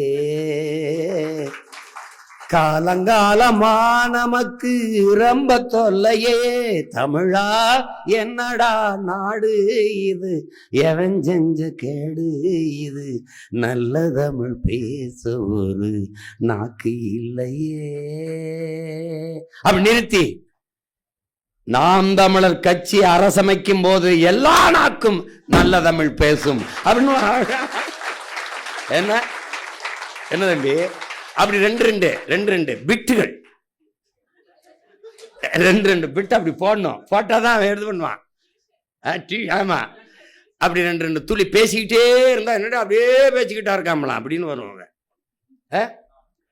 ஊழல் லஞ்சத்துல ஊறி தாங்கடக்குறான், அட உண்மை நேர்மைன்னா என்னான்னு கேட்கிறான். அவன் ஊழல் லஞ்சத்துல ஊறி தாங்கடக்குறான், உண்மை நேர்மையினா என்னன்னு கேட்கிறான். ஓட்டுக்கு காசை வாரி இறக்கிறான், உழைக்கி மக்களைத்தான் வயிற்றில் அடிக்கிறான். என்னம்மா தேவி சக்கம்மா, நாடு நாசமா போகுத நியாயம்மா, கண்ணை திறந்த வாரம்மா, எங்க கவலைய கொஞ்சம் நீந்தீரம்மா. என்னம்மா தேவி சக்கம்மா, உலகந்தலகீழா தொங்குத நியாயம்மா. அது ஒரு பெரிய இது பாருங்க, 1 மணி நேரம் இந்த பாட்டே பாடிக்கிட்டு இருக்கலாம். அப்படி எழுதி தயார் பண்ணி வச்சிருக்கோம். என்ன தம்பி, அதுல சந்தன பூமி கந்தகமாச்சு, காத்துக்கு இப்போ திணறுது மூச்சு, மழையில்ல மரமில்லா ஊருல மலை எங்க பெய்யுது, ஏரி கோலம் எல்லாம் குடியிருப்பாகுது, வேளாண்மை செய்யின்னா வேணான்னு சொல்லுறான், வெளிநாடு போயித்தான் ஒட்டகம் மேய்க்கிறான். என்னம்மா தேவி சக்கம்மா, உலகந்தலகீழா நாடு நாசமா போகுதே நியாயம்மா. அப்படி அதுல கடைசியா ஒரு இது போடுவாப்ல, எப்படின்னா இந்த 10 லட்சம் கோடி கடனுல நாடு, இதுல இலவசம் வேற பெருவக்க கேடு, பாக்க சகிக்கல சனம்படும்பாடு, பாக்க சகிக்கல சனம்படும்பாடு, இத வளர்ச்சின்னு வாய்கிளிய போடுறான் போடு. என்னம்மா தேவை சக்கம்மா, அப்ப சக்கம்மானே போட்டு வர இடத்துல டக்குன்னு வேற ஒண்ணு போடுறான். எந்தாயே வீரம்மா காலி, எந்தாய வீரம்மா காலி, இவங்கள பண்ணனுமே நீ கூண்டோட காலி. என்னம்மா தேவி சக்கம்மா, என்னம்மா கூண்டோட காலின்னு கடைசி அவ வர்றா, சக்கம்மா வாக்கு சத்திய வாக்கு, ஓ சக்கம்மா வாக்கு சத்திய வாக்கு, ஓ சக்கம்மா வாக்கு சத்திய வாக்கு, வாக்க விவசாய சின்னத்துக்குன்னு ஆக்கு, விவசாய சின்னத்துக்கு வாக்குன்னு ஆக்கு, ஓ சக்கம்மா வாக்கு சத்திய வாக்கு, விவசாய சின்னத்துக்கு வாக்குன்னு ஆக்கு. ஓட்டை யோசிச்சு பார்த்துதான் போடு, ஓட்டை யோசிச்சு பார்த்துதான் போடு, அப்ப சொர்க்கம்மா மாறுமே நாடு, ஓட்டை யோசிச்சு பார்த்துதான் போடு, அப்புறம் சொர்க்கம்மா மாறுமே நாடு. என்னம்மா தேவி சக்கம்மா அப்படின்னு நிறுத்திடுவான். என்னம்மா தேவி சக்கம்மாலாம் ஏன் அதெல்லாம் நீங்க பாடணும், கூடி நின்னுகிட்டு. என்னம்மா தேவி சக்கம்மா, கண்ணை திறந்த பாரம்மா, எங்க கவலைய கொஞ்சம் நீ தீரம்மா. என்னம்மா தேவி சக்கம்மா, சின்ன வயசுல சிகரெட்டா பிடிக்கிறான், சித்தப்பங்கிட்டைய தீப்பட்டி கேட்கிறான், அட பசுமாடும் ஆத்தாவா அம்மான்னு சொல்லுது, பச்சை தமிழ நம் மம்மின்னு சொல்லுறான். என்னம்மா தேவி சக்கம்மா, உலகந்தலகீழா தொங்குது போடு திணறிடுவான். பயங்கரமா வரும். நீ நினைக்க சும்மா இரு நீ.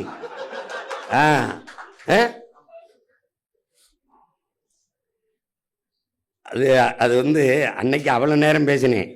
அந்த ஒத்தருவாதாரனை போட்டவன அதையே போடுறான், வெட்டி வெட்டி போடுறான். கொலுசு முக்குத்தி தாரான், அடி கொலுசு முக்குத்தி தாரான் குடிக்க குவாட்டிருந்தாரான் சொல்றது. கூட கொஞ்சம் வாடி நம்ம ஓட்டு போட்டு வருவோம். இப்படி குடிக்க வச்சு தானே நல்ல குடிய கெடுத்த கூட்டம்.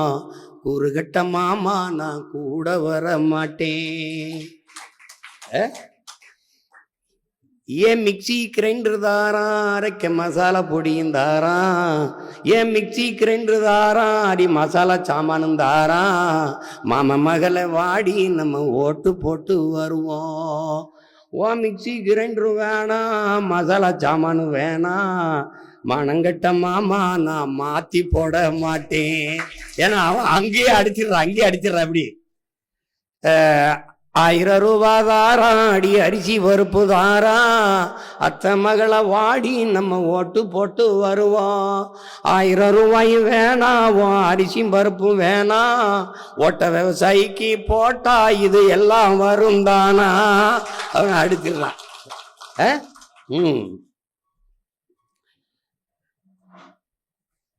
ஏதோ சொல்லுவாப்ல அது.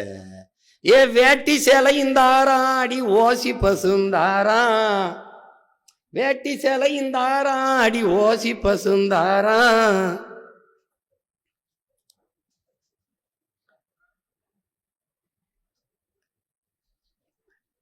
ஓசி பசுந்தாரான். ஒத்துக்கிட்டு வாடி நம்ம ஓட்டு போட்டு வருவோம். ஏ வேட்டி சேலை வேணாம், அந்த ஓசி பசு வேணாம். வேலை வெட்டி தந்தா இதை வாங்கிக்கு வேண்டானா. அப்படி கொண்டு வந்துருவாத. அதனால தேர்தல் காலம் நம்ம கையில் தான் இருக்கும். நீங்கள் கவலைப்படாமல் இருங்க. அதெல்லாம் சிறப்பாக பண்ணி விட்டுருவோம். எல்லாரும் பொறுப்பை உணர்ந்த தளபதிகள் கொஞ்சம் ஒற்றுமையாக இருந்து வெல்லணும். இது கடைசி வாய்ப்பாக இருக்குது நமக்கு. இந்த இடத்துல தடுமாறிட்டோம்னா ரொம்ப கஷ்டம். ஏன்னா தேசிய அரசியல் இதுவரை தொடங்கி முடங்கி போய் நின்னதான் வரலாறு. ஆனால் ஒரு எழுச்சி விட்டு ஒரு தேசிய அரசியல் இவ்வளோ தூரம் வந்தது நாம் தமிழர் கட்சி தான் முன்னெடுத்திருக்கு. அப்போ நம்ம முன்னோர்கள் விட்ட பிழையை நம்ம விட விரும்பலை. அதனால தான் கூட்டணி நம்ம சேரலை. இப்போ நமக்கு கூட்டம் அரசியல் இல்லை, கொள்கை தான் அரசியல். அதனால தான் நம்ம தனித்து நின்னாலும் தனித்துவத்தோடு நின்று போராடுறோம். இந்த முறை நம்ம சொன்ன மாதிரி நின்றார்கள் வென்றார்கள் என்ற வரலாற்று பதிவை கொண்டு வரணும். அதை நீங்கள் எல்லாம் கவனத்தில் எடுக்கணும். அப்போ எப்படி பார்த்தாலும் என் உடன் பிறந்தார்களே, பேரன்பு மிக்க என்னுடைய சொந்தங்களே, எப்படி பார்த்தாலும் எல்லா வேதனைக்கும் ஒரே ஒரு மருந்து தான் இருக்கு, சாதனை. அந்த சாதனைக்கு இருக்கிற ஒரே ஒரு வழி வெற்றி தான். அந்த வெற்றி என்ற அந்த 3 எழுத்தில் தான் தமிழ் தேசிய இனத்தின் மூச்சு இருக்கிறது. அதில் தான் நமது எல்லாம் இருக்குது. அதை கவனமாக வைத்துக்கொண்டு களத்தில் நின்று நீங்கள் உழைக்கணும்னு நான் சொல்லலை, போரிடணும். நீங்கள் களத்தில் நின்று போரிடணும், போராடணும், போர் செய்யணும். அதை கவனத்தில் வச்சுக்கிட்டு வேலை செய்யணும். காலத்தை நேரத்தையும் வீணடிக்க கூடாது. இன்றைக்கு வேட்பாளர் வரும்போது சில முக்கிய பொறுப்பாளர்கள் வருவீங்க. இல்லைன்னா மற்ற எல்லாரும் போய் மாநாட்டிற்கு பேரெழுச்சியாக வருவது எப்படி, அதை நீங்கள் அந்தந்த மாவட்டத்தில் கலந்தாய்வு போட்டு ஒன்று நீங்க கவனிக்கணும். ஒரே இடத்தை குறிக்கணும். இப்போ ராமநாதபுரம்னு வச்சுக்கிறோங்க, என் ஊர். இப்போ சிவகங்கைன்னு வச்சுக்கிறோங்க. 4 தொகுதி இருக்கு, திருப்பத்தூர், காரைக்குடி, மானாமதுரை, சிவகங்கை. இந்த இடத்துல எல்லாரும் கூடிடணும். எல்லாரும் இந்த இடத்துல கூடி நம்ம பயணிக்கணும் அப்படின்னு ஒவ்வொரு மாவட்டம் முடிவெடுக்கணும். உங்களுக்கு புரியுது? ஒரு தொகுதி முன்னாடி போயிருச்சு, நாகப்பட்டினம் முன்னாடி போயிருச்சு, கீழ்வல்லூர் பின்னாடி வருது, அதெல்லாம் இருக்கக்கூடாது. ஒரு புரியுதா உங்களுக்கு? இப்போ புதுக்கோட்டைன்னா புதுக்கோட்டை ஒரு இடத்துல இந்த மணிக்கு கூடுறோம், வந்துருங்க எல்லாரும் வந்துருங்க, வந்துட்டீங்களா எல்லாரும் வந்துட்டோமா அப்படின்னு சரியா கிளம்பி வரணும். அப்படி வரக்கூடாது. பயணத்தை ஒழுங்கு பண்ணி திட்டமிட்டு எல்லாத்தையும் மிகச்சரியா செய்து ஒரு மிகப்பெரிய ஒரு ஒழுக்கமான கட்டமைப்பான இராணுவத்தை கட்டிய ஒரு தலைவனின் பிள்ளைகள் நாங்கள். எங்கள் இராணுவம், மக்கள் இராணுவம் எப்படி இயங்குதுன்னு காட்டணும். மாநாட்டில் எந்த சின்ன ஒரு இதுவும் வரக்கூடாது. அந்த இடத்துல யாராவது ஒருத்தன் தேவையில்லாத குரல் எழுப்புனா கூட மொத்தமாக எந்திரிச்சு பார்க்கறது, அது பண்ணுறது, அது செய்யக்கூடாது. அதுதான் அநாகரிகமாயிரும்.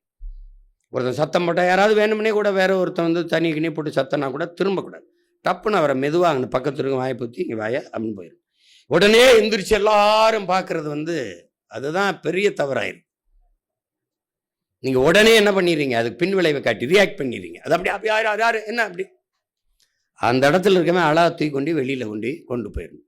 அது என்ன நடந்தது ஏது நடந்தது யாருக்கும் தெரியக்கூடாது. அது கவனமாக நீங்கள் வேலை செய்யணும். இந்த மாநாடு மிகுந்த நமக்கு எதுக்குன்னா நம்மளுக்குள்ளே ஒரு நம்மளை நாமே புதுப்பிச்சுக்கிறேன், உற்சாகப்படுத்திக்கிறேன்.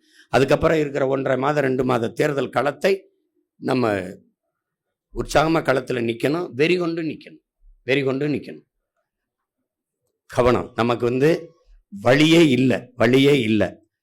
கடைசி பொழுதில் நம்ம இனம் நிற்கிது. நமக்கு வெற்றி ஒன்றை தவிர நம்ம இனத்தின் பாதுகாப்பான வாழ்விற்கு வாய்ப்பு இல்லை.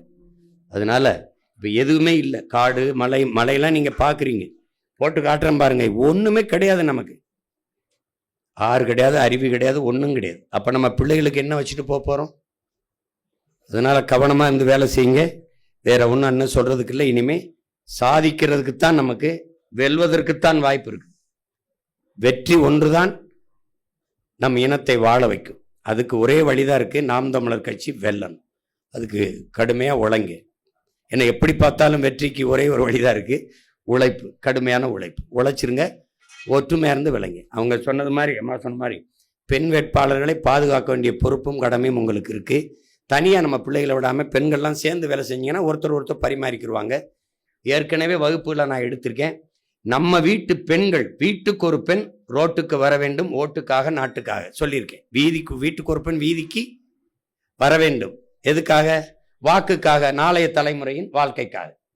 அப்ப அந்த அடிப்படையில் நான்னா என் மனைவி வந்து அந்த ஒரு வாரம் கடைசியா தினால் என்ன, என் அம்மாவோ என் தங்கையோ என் மனைவியோ ஒரு வார காலம் கடைசி 10 மினிட்ஸுங்க மாதிரி, கடைசி 10 டேஸ், அது கடைசி 7 நிமிடம் மாதிரி 7 நாட்கள் என் வேட்பாளரோட இருக்கணும். காலையில் 1 மணி நேரம், மாலையில் 1 மணி நேரம்.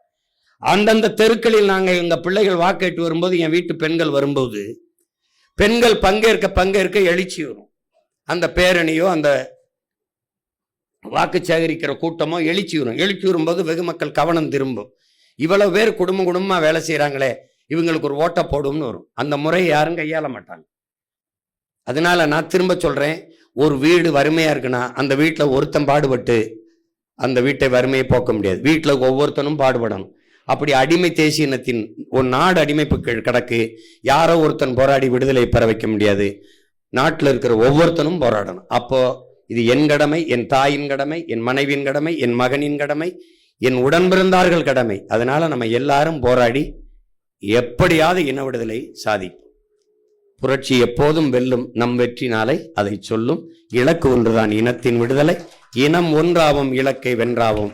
நாம் தமிழர் மாநாட்டில் கூடுவோம், பேரெழுச்சியா கூடுவோம், கூடி காட்டுவோம்.